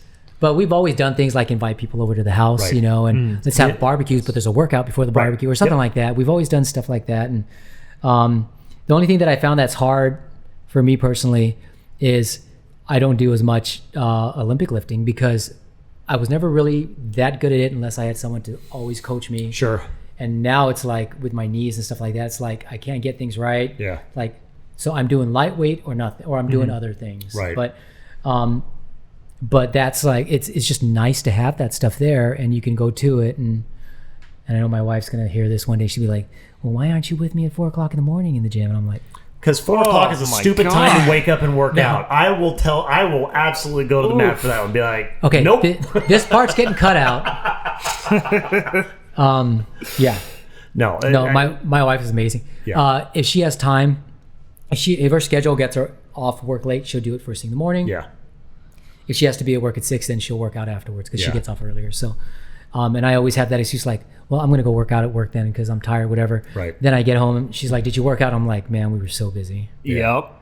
Yeah. It's hard to get a workout in at work, especially if you say, "Oh, I'm going to do it in the afternoon." Yeah. No, it's not happening. Not happening. No. And that's the thing is, for me, and I know for you too. It's like, and I know, what people don't understand is when you get conditioned to being physically active, right? Fitness, sports, whatever. Especially if you come out of an athletic background, I can't go more than a couple days. I have got to work out. I could be busy doing stuff, but I need to go work out. I need to breathe. I need to do intervals. I need to do something that's in that realm of versus digging ditches in the yard, because I get cranky. I get super pissy. I'm not a fun person to be around. It's not that I'm not eating. It's more that I'm not getting that out. And when it's part of your makeup, the only thing that will fix that is to go get your workout, go. And it might not be, again, with I might not be going to do deadlifts and stuff, but I can go do kettlebell work. I need to go lift some weights. I feel much better mentally when I'm consistently going to the gym. Yes. Yeah. Paul's not here yet, but I know you can relate. So for me, for people that enjoy it, right? And I enjoy the hard work, and I love those workouts when it's like, some of my favorite workouts were, and it was terrible because I'd look at something online like, I'm going to do this. Yeah. It's like pull-ups and push-ups. Yeah. Pull-ups and burpees. It's like you do one pull-up and then you do 10 burpees and you go opposite directions. And in the end, it's only 55 of each, right? Oh, totally. So it's like, I'm going to 20. I'm going to 20. And then so... Classic fatal move. So, it's like, it's not hard enough. 20, what's 110? Yeah. And then 45 minutes later, I'm doing the math in my head during my break because I'm like, this is taking a long time. Yeah. And I'm like, wait a second, 20 plus 19 plus 18, that's already 100. Yeah. I'm not even down to 15 yet. It's like, holy crap, I did not. It ended up being like 250 something each. I miscalculated. Yeah. So I was like, but I'm finishing it. Screw it, it's getting Right. done. So it's like, in the end, it was done. I never did it again. Yeah. But that's the equivalent. But I love that stuff. Yeah. It's and it's because it's because you can make it fun, but then you also find joy in there's that finding joy in the suffering. So it's kind of that Goggins mindset, it's like, right? you can always do one pull-up. Yes, you can always do one more. You can always do one burpee. I don't care if it takes you 3 more minutes to get recovered for it. Do it, right? It's simple. It's mindless. Our favorite workout, and part of the one that, we all talk, I kind of, it's in a weird way, but the entire, of all the workouts there are out there, my year revolves around one, and that's Murph. Every single Memorial Day, we do it on any excuse, and it's kind of become a thing where it's like, hey, you want to Murph today? The answer is yes. Okay, go. Right? You're just prepped for that, ready for that every time, because that workout is a good example of that. It's like 1 mile run, 100 pull-ups, 200 push-ups, 300 air squats, 1 mile run. Wear the vest. Like, I don't give 2 rips if it takes somebody 4 hours to complete it. Doesn't matter to me. I'll do it with you. Let's go. And just at the drop of a hat, go, because it's so you it never gets easier. You just get better at it, right? And to the tune of like, right, I'm 45 minutes into this workout. I miscalculated. I especially a few times we've done a few different strategies where it's like, oh, we're gonna do pull-ups strict and straight through, and then the push-ups. Terrible idea. Takes twice as long. You're way more miserable. Doesn't matter. Do it. And you just finish it, right? And it's like, okay, that sucked. Let's not do that version of that again. But if somebody says we're going to do it, okay, I'll do it, because I'm a big dumb idiot. But I also enjoy that process of like, hey, let's get down to the nitty gritty to where it's like, yeah, calluses are tearing off. I might have a little blood on the bar. I don't feel great, but I can do this and I can finish it, because then every other thing that comes for the next 2-3 weeks after that doesn't feel as bad as that. And even the mental side is like, I can get through that. I can get through this. I see that with distance stuff. Well, and that's you and me with those damn 10Ks. Like a marathon runner, 10K, like those ones are hard for me to get into, to wrap your mind around, because you're stupid. there for 40 minutes with nothing but yourself and your thoughts and this repetitive motion, just to go over and over again. With the 10K row challenge that we had, I wrote it. It was a 2K, 5K, or 10K. You had to pick, and we're doing them for time because part of this last 40 days ish. 16 weeks of this last programming cycle that we're on, a little bit of distance stuff in there. And I'm part of the anti-Trash Panda movement that Paul has adopted here for the challenge. So I'm trying to be a good battle buddy. I like that trash pan. And but one of the, which we've been working out, together, through the whole thing. But one of the days, and that was the day that was a 2, 5, or 10, I was like, hey, let me know, because he had to go in before work, right? So he's going in at 5:30 or whatever. I wasn't going to be until like 9. So I text him and it's like 10 a.m. I'm like, hey, what'd you do? And he's like, 10K. I'm like, shit. and then it was the rower, and I'm like, triple shit. Because it sucks. It's like the worst. I was really hoping he said 5. I was like, okay, if it's 5, I'm going to do 5. No, he went and took the hardest one, because we've done the 10K ski before, but we did it together with a podcast on. And then, you get numbers in your head, and it's like, and then you do stupid stuff. It's like, I'm going to get under this number because that sounds like a smart idea. And you go, and then you got somebody to do it. When you're alone and the opportunity you could get off and quit anytime you want. Yep. And it's 40 minutes, 38, 36 if you're fast. You got lots of opportunities to cash it in, and how do you get through that and battle that alone with your own head?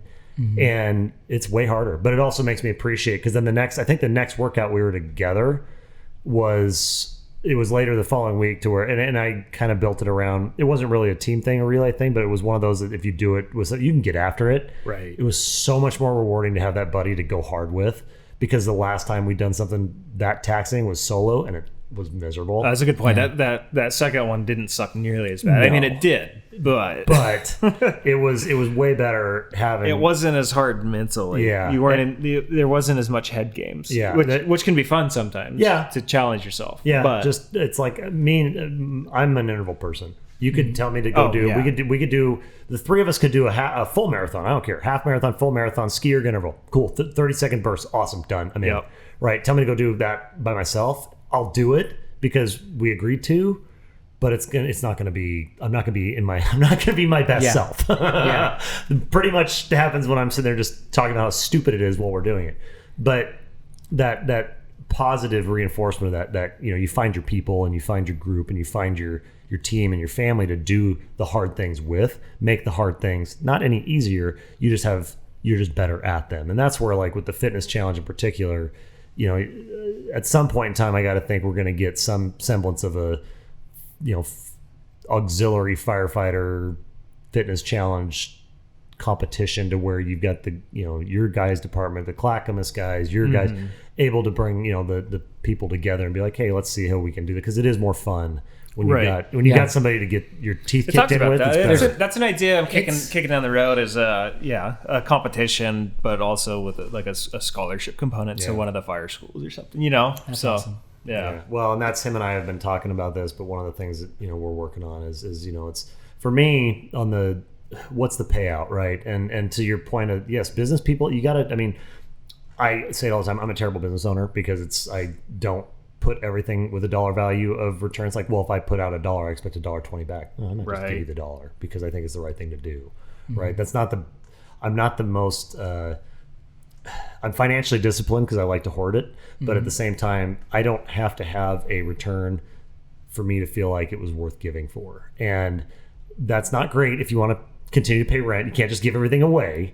But I've gotten better at being more of that kind of the discipline side. But the flip side is, if you're short term, that's why I was asking about like how long that gym had been in business, right? Because if the short term view is like, oh, there's 300 people in this challenge, I got 300 potential new members. No, if you're lucky out of that 300, you might get 3, right? Maybe 2. Yeah. Right. Is it worth it for that 1? Is it worth it for the 2? Is it worth it for the family? So when he came in, and I know the front end of it was kind of seeing like, I think I was maybe like halfway through the spiel that I'd given to 6 or 7 other people by then, and I think I incorporated it's for the firefighters and their families into that, and it seemed like right after I said that, you're like, yeah, I'll do it. Yeah. I hadn't even finished what I was gonna say yet, and he's like, yeah, I'm on board. Because it didn't matter. And I was like, it's cool. Part of it is my background. Obviously, a win today. That was nice. A victory, yay! I was on the grind. Starts with 1. I was going Starts around. with 1. Yeah. Well, Google. The gyms. Unfortunate part was that he picked me.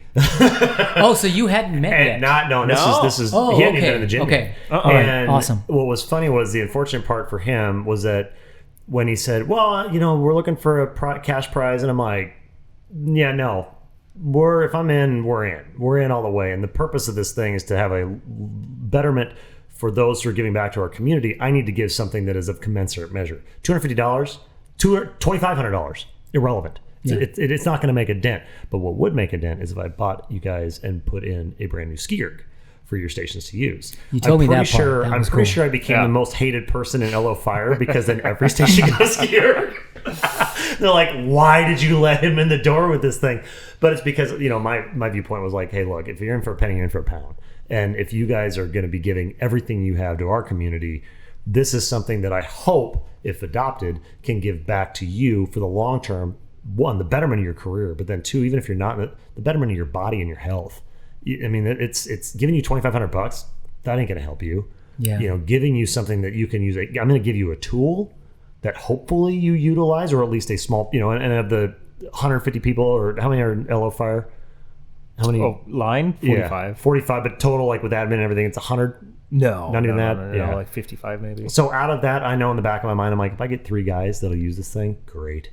Because I know it's the same thing as the people walking in the gym. 300 guys, and you might get 2. I might get 4. But that second year, when Clackamas comes around on board, they're going to get a ski erg, because once they're back in production, that's a whole other thing. But now you've got 1 becomes 2, 2 becomes 4, 4 becomes 8, 8 becomes 16, 16, and to the point of where you started with, you were hoping for 75, you got 100 plus.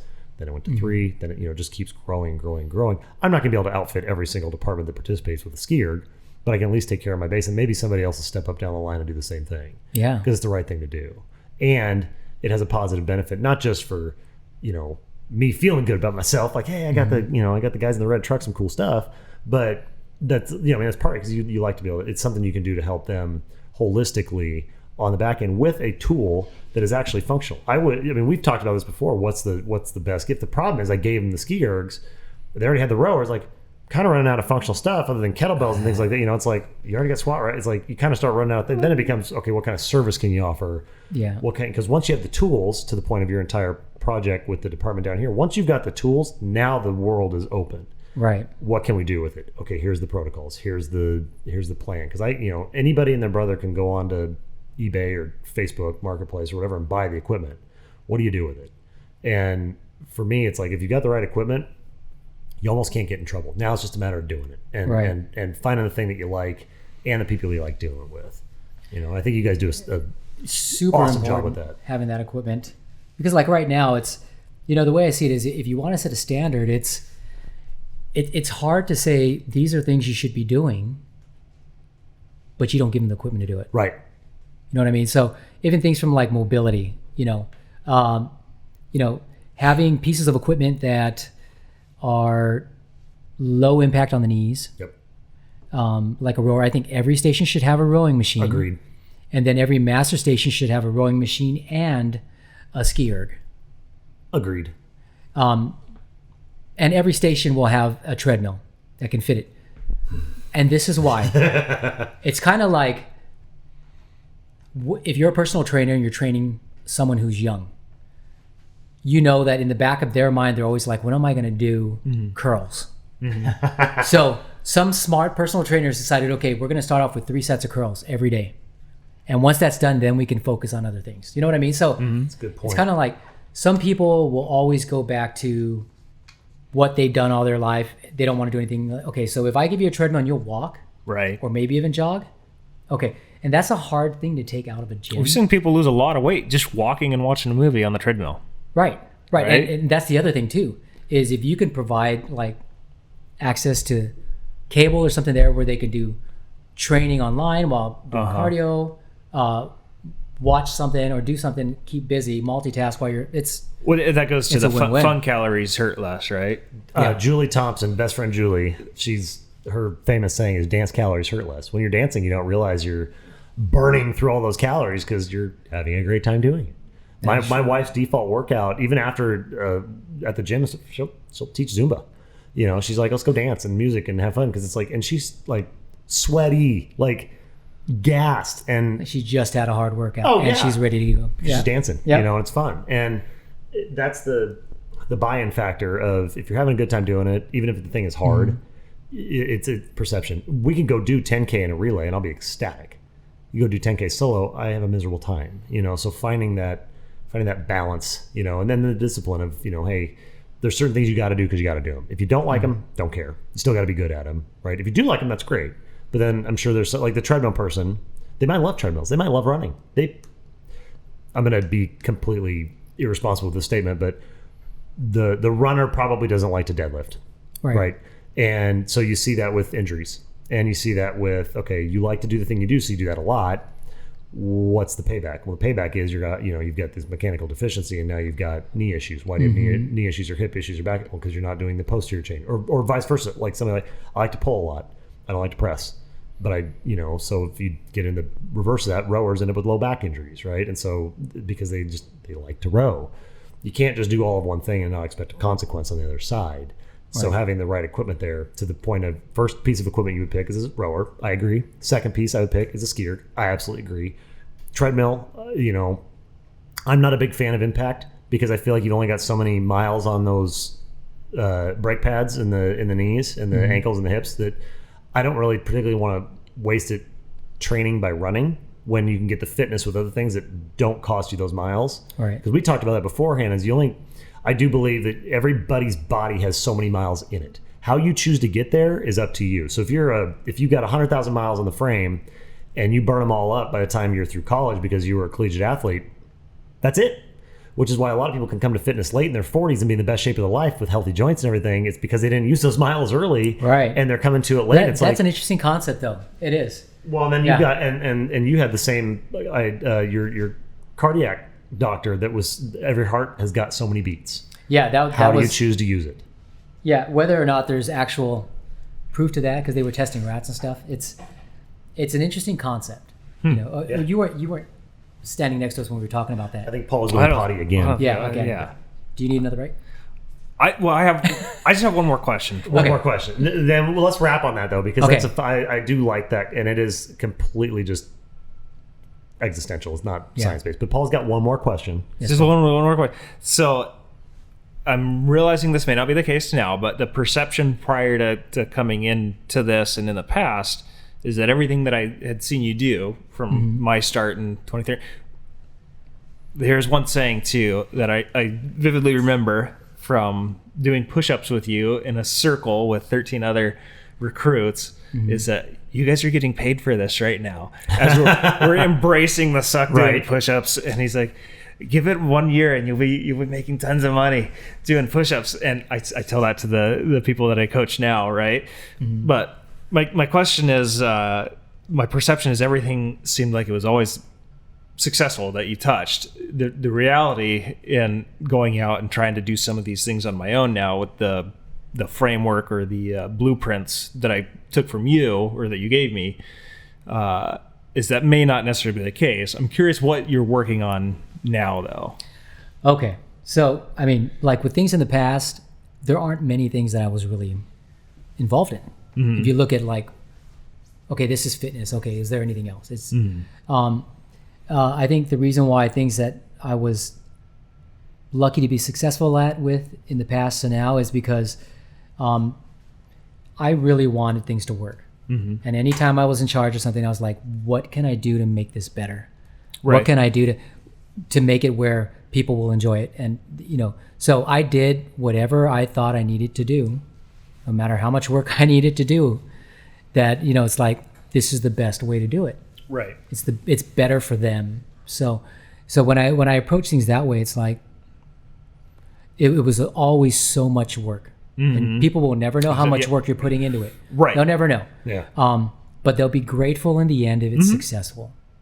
And so how do you make it so that they're grateful? So they're successful and they'll have a positive, not just attitude, but an experience to it. Right. And then you did the right thing. Yeah. So right now, some of the things I've been working on, and COVID really put a damper on a lot of stuff because it's affecting budgets and future budgets and stuff. Is I was planning on another conference, the one that we talked about Very before. excited for that. And it's COVID hit. Yeah. And now there's not a lot of energy behind it now, and so I don't know if or when it's going to happen, but it needs to happen. That's the thing. And the other thing I've been working on is, besides the whole the fitness inventory and trying to create a standardized complement, is what I've been trying to create a training program, and it would be like a series, and it would be called Training the Fire Service Athlete. So the whole mindset, the whole thing's changing the mindset. Is you're not an employee, you're not just a firefighter, but you're an athlete. Right. And athletes, everything they do is based on performance, right? Right. Athletic performance. So if we pursue our jobs like we're preparing for a game. We're for preparing them, for right? Yes, for each person. Yeah. Right? What do you need to do to perform at your best? Right.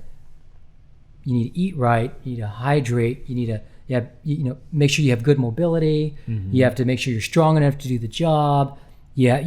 So when you look at it that way, you're not looking at losing weight, you're looking at this, what do I need to do to be better at my job? Right. So you'll do when someone's doing their first half marathon, they're going to do everything they need to because they want to get under 2 hours, that first half marathon, right? That's like, I just got to do that. When someone's doing this fitness challenge for the first time and everyone that they're with and they're in a team and they're all in it, they're going to make their biggest change in this 3-month period. And because there's some gamesmanship to it, and it's like there's a finite time and people are going to work harder than they would throughout the year in this so they're going to do what they need to have their best performance at the end. So if we start looking at what we do, like how can I be better at my job, be able to use air more efficiently, be able to work longer, to reduce the amount of injuries and all this, it's like it's going to be improving your fitness. Yeah. That's what it's going to boil down to. So if our training now, it's like the first part in this training series was the back, right? And we already have things set up with Tensegrity where, we had a cost estimate. We were going to have all the crews rotate through on duty on all the 48s that fall on Saturday, Sunday, and Tensegrity was going to open up just for us. And we were going to have 3 physical therapists on staff at each class, and it was going to be, it wasn't going to be a tutorial. It's going to be a do. We'll have access to a PowerPoint or video teach before. as you do. But we got you for 45 minutes. You're last out. We're going to teach you how to deadlift. Whoa, man. We're going to teach you how to do this. That's big. And you're going to have physical therapists there and strength and conditioning coaches from the universities. Yeah. University of Oregon, OSU. They work there too. Yeah. And these guys are going to be there and they're going to be like, this is how you do it. Okay, we're going to correct you. This is how you should. This is what neutral spine feels like. This is what bracing feels like. This is what a hinge is, so that you're incorporating and you're drawing in your posterior chain as opposed to putting more stress on the lower lumbar and everything else. They're going to show you what it should look like and feel like. And the whole point is that when you leave there, you'll feel more confident about doing something when you're not there, whether it's with a doing a kettlebell or that's huge. And so, man. And I think that's the biggest point of a lot of this is, I think a lot of firefighters are afraid because they think deadlifts are going to hurt them. Yeah. Take away the bar, take away the heavy weight. Deadlifting could be with a band. It could be with a kettlebell or 10-pound plate or what. If you're not doing anything now and you add any resistance, it's going to benefit you. But you got to do it, and you got to do it right. Right. And same with the squat, because that would be the next one. It would have been the squat after that, And the whole thing is, in order to lift properly and to avoid back injuries, lifting injuries, you got to know the concept, the mechanics of the hinge and how to squat. Because if you can't squat down to the ground, you can't lift with your legs. That's the whole thing, right? So it's like there's a lot of our customers on the ground, right? Right. It's like, okay, well, we lift backboards off the ground to put them on the gurneys. If you can't squat down to the ground, then that means at some point you're going to draw your back in, right? Because the body is, like you said earlier, it's kind of like it's the greatest compensator. It's the body is really good at saying, what is the task? We'll get you there. If we need to use the back and you absolutely have to finish it, the back's going to help you. Brute force and ignorance will win. Right. But the lumbar's job is to brace. Yep. Yeah. It can be mobile, a little bit, but it'll help you if you need it. But that's not the back's job. I mean, thoracic area, that's a little bit more mobile. You start going down to the hips, that's a little bit, but your lumbar is meant to brace. Man, that's exciting. So I'm excited for you. I'm excited for you guys. So it's like, getting people to understand that concept and then learning how to do something and getting rid of the mindset that, well, deadlifting will hurt my back. Mm-hmm. No, it won't. It'll strengthen your back so it won't hurt anymore. Mm-hmm. But we're task-oriented people, and you still need to do your job. And we get a lot of people that I think it's changing. The mindset's changing. Mm-hmm. But there are still some of the old school people that are like, well, I'm just not going to do it. Or I'll wait till more people come, which sometimes it's better to wait for more help. Yeah. But when you're running minimal staffing with 3-person crews, everyone's got a job. Yeah. And sometimes it's critical that you do the job. And so what will happen is eventually you're going to do it. Yeah. If I know I have to do it, I'm going to do it even if I'm not prepared to. And that's where you're going to hurt yourself. Yeah. So it's like, it's it's that mileage get thing, stronger. right? It's how much can you put into your body and for how long? Everybody can do what they can do. And the unfortunate part is you don't know. I mean, obviously, if you knew what was going to hurt you, you wouldn't do it because we tend to avoid pain. It's like we don't want to get hurt. But you don't know what that, if it's 100,000 miles, that 100,001, it's a problem, right? Your knee's going to go, your back's going to go, the disc is going to, whatever it is, right? And it could be minimal and it could be a maintenance thing and it could be a major and, you're done. And how you use that mileage and how you get there is up to you, but it's going to eventually expire. And everybody at some point in time is a former firefighter, former police officer, former athlete. Right?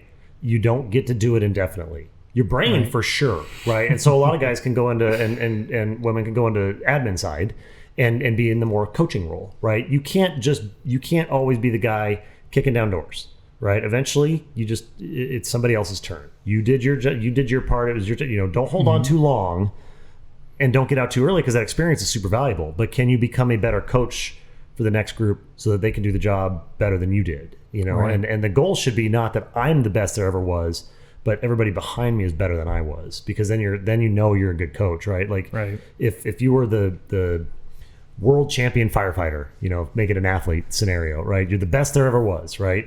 Is that really the best service that you can provide to the fire service? Is you the individual did the Michael Jordan thing and nobody else could replicate it because he was a horrendous teammate and he won everything and he's still the greatest, right? And people can argue all other stuff with everybody else, but it's like, right, was he really that good for the game and everybody else around him, or did other people do more for their community than he did?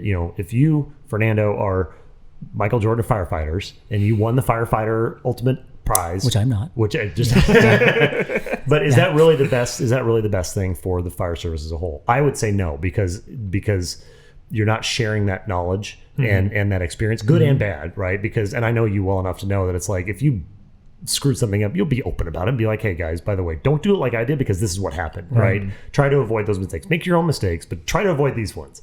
That's better as an organization and the collective evolution of fire services, to have more people with that mindset than to be just super intrinsic where it's like, I'm going to be the best there ever was because of me. Right. It's like, I'd rather be a better coach. I'd rather watch other people do better than I ever did because they're more capable, or I help get them to the point that they are more capable.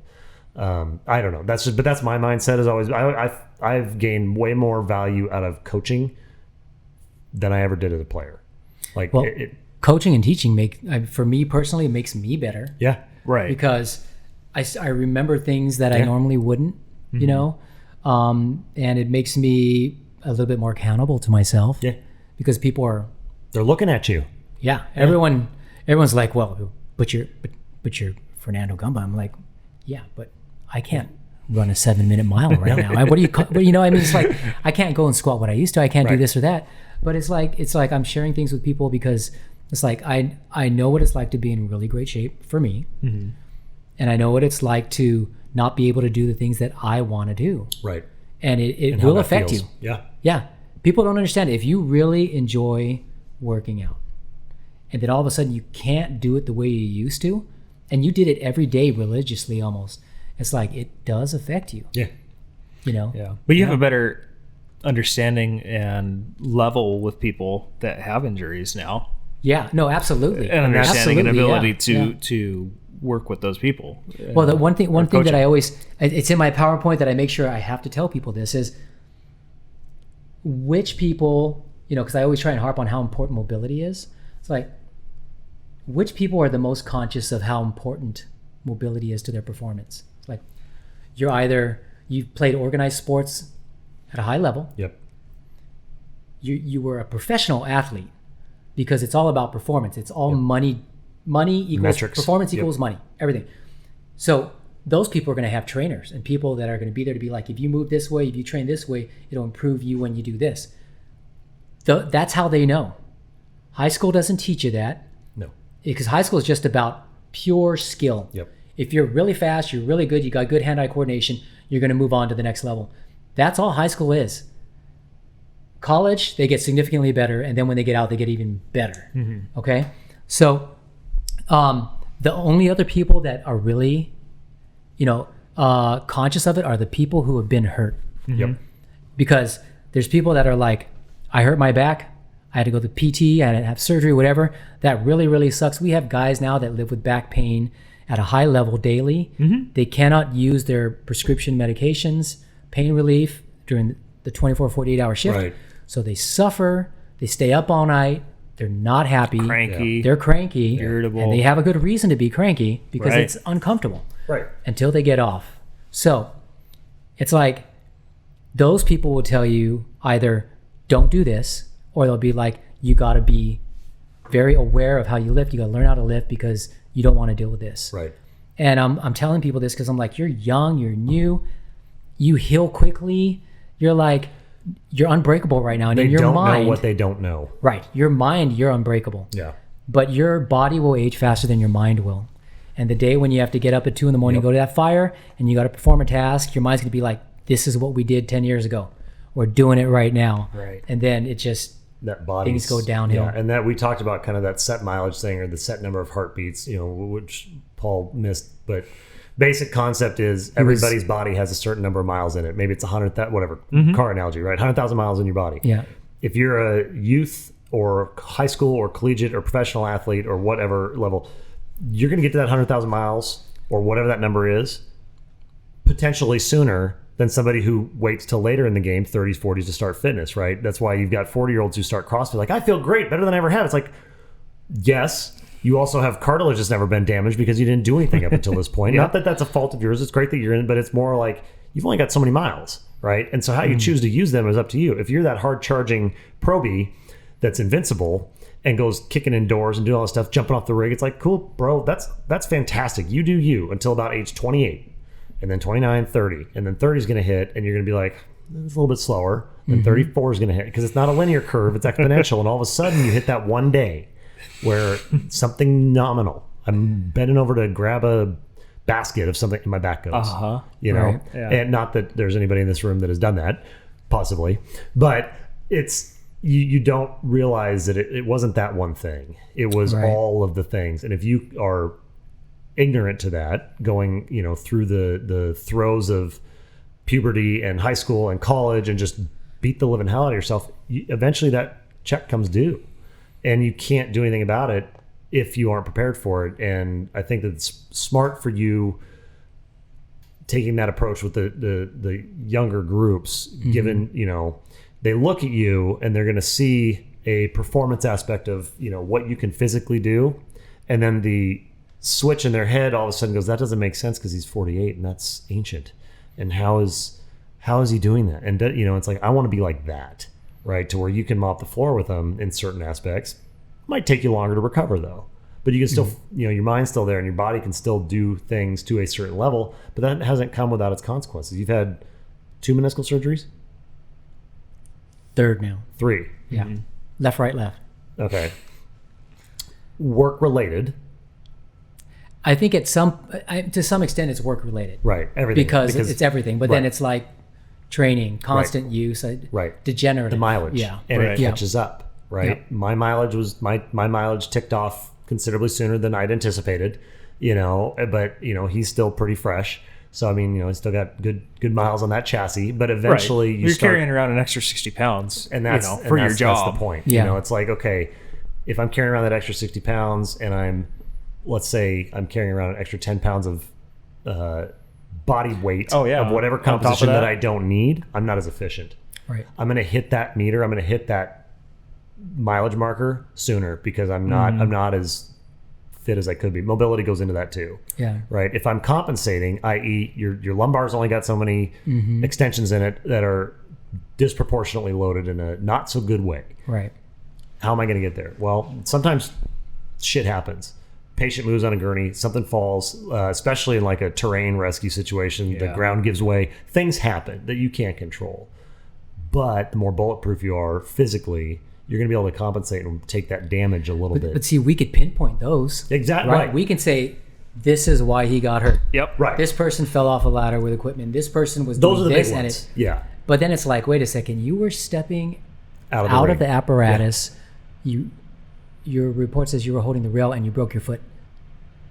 Or you were using the rails, but you still tore your shoulder or your hip. It's not to discount or diminish the pain or the injury, not at all. But it's like your report is going to say what you were doing at the time. Right. What won't or can't be reflected is the rock that hit the the pond to make damage. that ripple. That maybe the way you were stepping in the apparatus hundreds of times. Yeah. You weren't using the rail. You were just stepping in, and then now you've got your back bent over, and then you're loading the wrong way, and then you're getting up.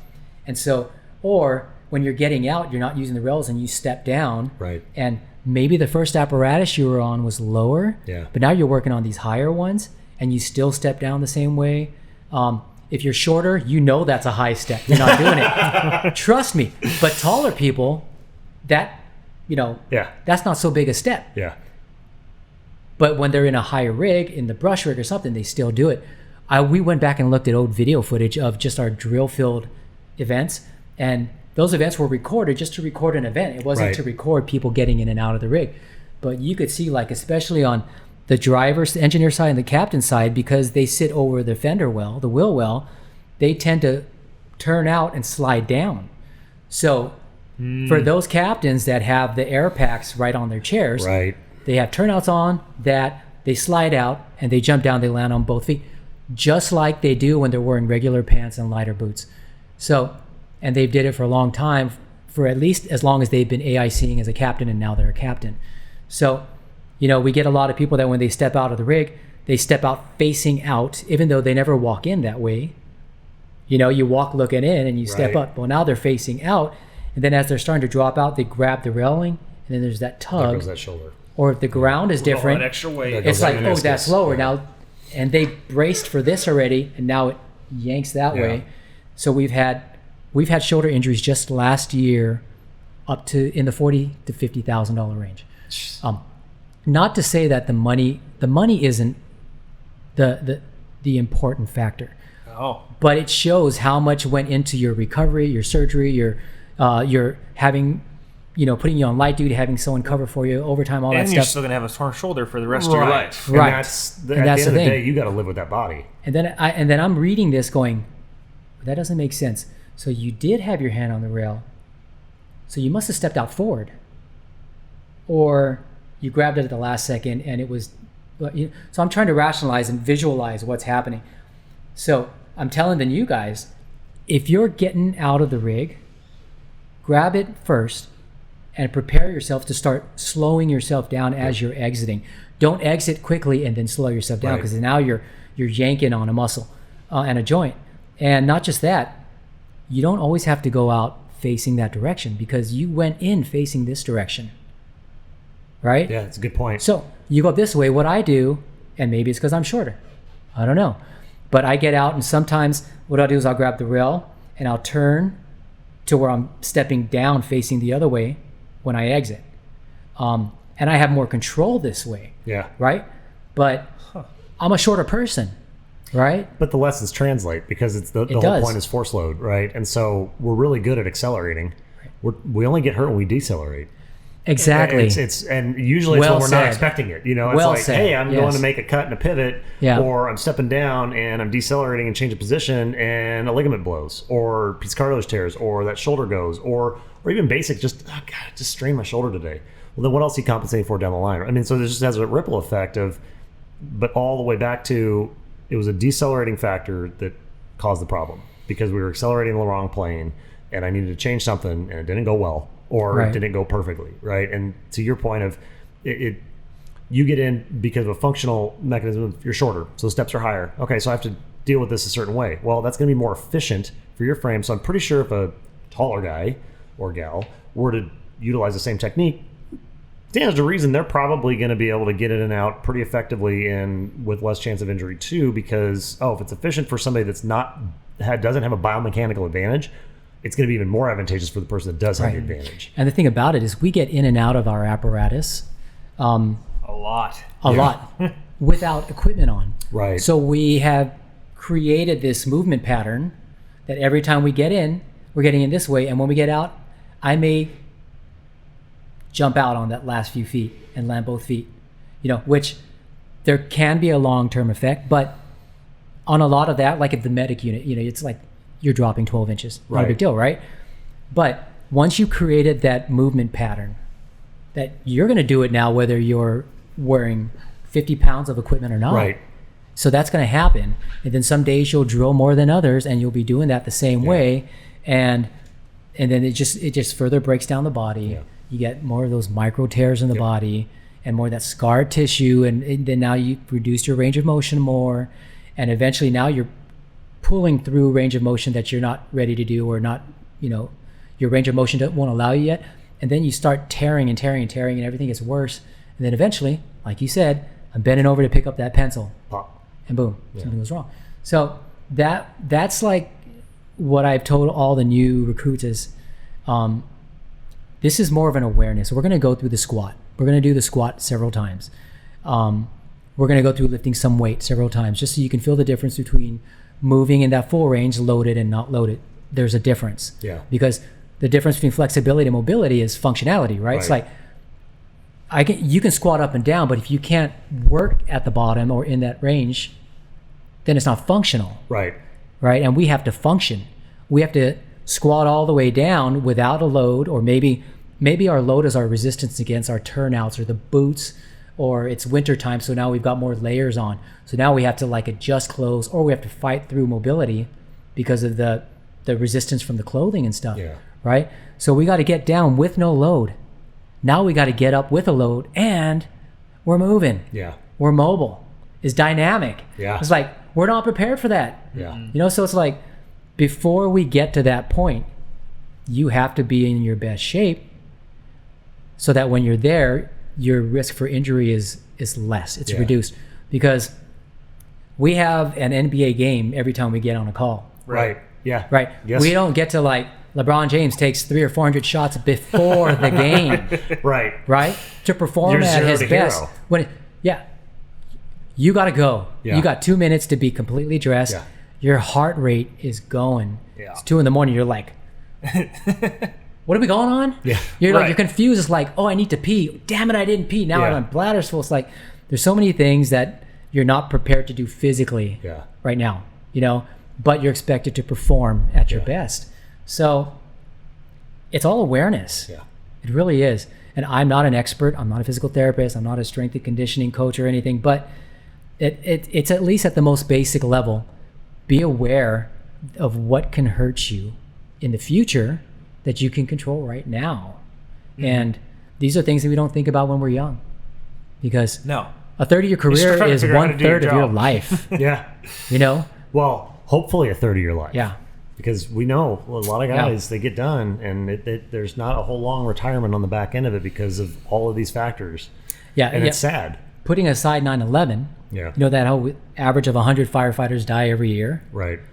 That's changed significantly every year of recent years, because now you're adding in mental wellness and suicides. Yeah. And it's, when I started hearing those numbers, I'm like, what? Yeah.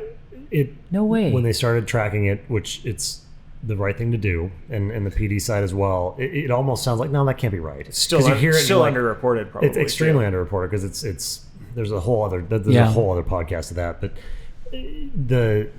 it doesn't sound, you're like, that can't be right. And then you start looking and it's like, no, it is that, and then some. And it's sad, because it's I mean, in a way, there's certain things you can't prevent. I mean, just things happen, and there's just certain things. But a lot of this stuff, and especially like, take care of the few things that you can. Don't just let those go by the wayside. Also, because that ounce of prevention, and if you're feeling better physically, stands to reason that you're going to have at least a better chance of having a little bit more fitness in the headspace between the ears, especially when things don't go well.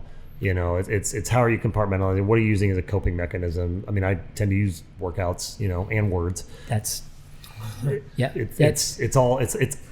not any one thing. I think people that enjoy it, that love the workout aspect, whether it's the hard work or the challenge of it or what. Okay, and these are the people that do it all the time, regardless. It'd be interesting to see the numbers as far as how many of them suffer more from mental illness than those that don't have that outlet. Right. It's huge. Well, it's got to be. That's huge. not to say that there aren't people that are super fit and have that lifestyle that don't have those struggles. And I mean, Paul and I have talked about this before a bunch. But it's like I'm case in point. I mean, there's levels of everything, anxiety, depression that exist in just about everybody. If they don't, they probably just aren't acknowledging it yet, or they're they haven't realized what they're feeling is what that is. And you can be thinking you're living your best life and get caught off guard with something because it's like that. It's the same thing with that low back injury, right? Where all I did was go over to pick up a piece of paper. No, that's not what hurt your back. The bending over to pick up the piece of paper was the straw, but it was all the other things that compounded on top of it. And the mental fitness, mental wellness side is the exact same thing. It's like, it's not this one thing. It could be one thing. I mean, it could be, there's calls. I mean, we all know, and this isn't meant to be a, discussion about any of that kind of stuff ever, but it's like, there's just stuff that happens in the field that's like, realistically, no person should ever have to deal with, but somebody has to deal with it. Right. And unfortunately, last night was your turn, and there's nothing you can do about that. But what you can do is what you do after, right? And how do you? It's not going to go away. It's not going to unhappen. And that's you can't undo anything, but you can work through it forward and hopefully stay engaged to where you can process it, and then just and you talk about, well, we talked about this first time we talked, if I've got the apple of this incident, right here, right, I can either choose to take that whole thing by myself and carry that weight, which I would argue would be kind of the old school methodology of, the stoic figure, and I'm not going to share, and I got it. I'm tough enough. You can carry that burden. But it's a hell of a lot easier if we split that thing up between the three of us, or between the four of us, or five of us on a crew, and utilizing fitness as a component of a way to kind of process and dissect that apple and cut that thing apart to process those emotions, process those experiences, process the pain, the physical or mental pain. It's a good tool for that. It's not the only tool, but it's a good tool for maybe cutting that apple down just a little bit to kind of sort of disperse that load and or share it. And that's probably why I gravitate towards you guys, just personally, is because you guys think that way. Because you're cool. You're cool. I want to be cool. Cool. That's why I hang out with you guys. Well, there are cops that are cool. There are. They just didn't make it into the fire department yet. Well, you know what? You know why God created police officers? Oh, I know where you're going. So with firefighters could have heroes. I mean, come on. I mean, it's part and parcel. So we don't get the cool scuba gear to go in with it. That's no, okay. but I mean, but the reality is as much as we joke about that is one unit, one team, one family. Whether you're red, blue, medical, military, it doesn't matter. It's one family, one community, and it is a lot easier to manage all of those things as a team versus trying to be that lone soldier and fighting through that stuff. And then and that comes all the way back around to your fitness initiative. Yeah. It's a lot easier for people to engage in something that's really, really challenging and difficult if they've got somebody to share it with. And maybe sure. Paul's my partner, and he's going to mop me up and down the floor with the challenges and the tests and everything. But I still got better. And he's not going to be like, I'm better than you. So it's more that I'm going to get better also. Not in spite of him, and I'm not going to hold him down. It's we're going to do it. As a unit. That's why I really like the challenge. I like the multi-layer aspect of the challenge. It's that it's something that they're going to take, hopefully, and it's not going to be everybody, because out of the 600 people, maybe 60. Okay, that's 60 more than you had by yourself with your crew, just working out with your group, or just you and your wife in the garden. That's still more people, right? And where does that exponentially grow to? And I know that the frustrations of starting it at a smaller department, that's, in a different zip code and a different culture, not just fire culture, but social culture, it's challenging, but he's too stubborn to quit. So, I mean, that's not going to happen. But the other side of it is it's like you also had that when and so it's nice to see that the message is true. It's a valuable message when it's able to translate across those kind of barriers and borders to where now you've got other departments up there that are starting to do the same thing as down here. Enough people will start going that it's like, some days you're bashing your head against the wall, and then some days the wall gives way and you win. You got it, but you got to keep hitting it to knock it over. So I don't know. I'm excited. I mean, that's why this whole trip was, long in the making. I was just glad to meet with people outside of Lane County. Outside of Lane County, right? Outside that was this is cool. Yeah. Wait, is this legal? Do you guys have to quarantine going back to Lake? No, we got all the super soldier. Everybody's super soldiered up. We're all good. We're all good. But no, I mean, really, it was like long time coming for this, just with everything COVID wise, plus your, needs and family and all the things that happen in life. But no, I appreciate it. I know he did. We were super excited to get this going, and obviously the first. Yeah, we miss Paul. I know. I don't miss Paul because I got him. I miss him with the recruits because it was fun to have someone who was in for a few years, still young. Yeah. Was 50 pounds heavier than everyone and ran faster than most of them. Yeah. That was fun. Yeah. Because that was fun to watch. See, told you so. Now get back in line and do it right. Yeah. I know it's nice to be able to prove that with especially as, you don't have to do it. So yeah. Paul, go. Smash. Yeah. Hulk, smash. Yeah, exactly. No, this is awesome. Nothing but respect for everything you guys are doing down here, and sure, we'll cut this into a couple different episodes because there's just too much good stuff to leave this on was me fun. coming for. Yeah, I'm excited. This is bad. This is bad for our spouses when you get 3 people that are passionate about something and can just sit around and talk all day about it. But then they get to hear it and they're like, oh, see, they can hear. Otherwise, this isn't forced. Like people are like, God, how do you do that? I'm like, it's easy. Yeah. It really is. I mean, the technical I was side. nervous He was super nervous, and I'm like this. And Leo's done enough of it too. That I was like, no, the perfect first one is going to be him and me and Leo because Leo and I have done it. So it's like we'll just bring Paul on for the ride. I have to do stuff to prepare too. It's like I have to make notes and think about things, but then it's the process of making those notes and then thinking about the things that you're going to say is once you actually sit down and do it, it's like I wanted to talk about that, and then let's talk about that for 30 minutes. The mental reps get there. Yeah. It's or good. now. Or now. Right. Yeah. Or now. Or next time. Just one last question. Or 4 hours. Yeah. No, it was awesome. And then we'll do the second question. Yeah. Okay, on to question 2. No, this is awesome. I mean, you guys crushed it. This is great. It was fun. It's good. Is it fourth wall? Fourth wall. That's fourth wall. That's fourth wall. You can fourth wall all you want. Well, we need a conclusion now, right? Oh, you and your conclusion. Yeah, I know. He hates my rolling starts. No, but he hates my lack of conclusions. The rolling starts make it so much easier on the people. Absolutely. That are doing the pod. It's absolutely. No icebreaker or anything like that. It makes it easier to do. But as a listener, you're like, oh, I guess they were done.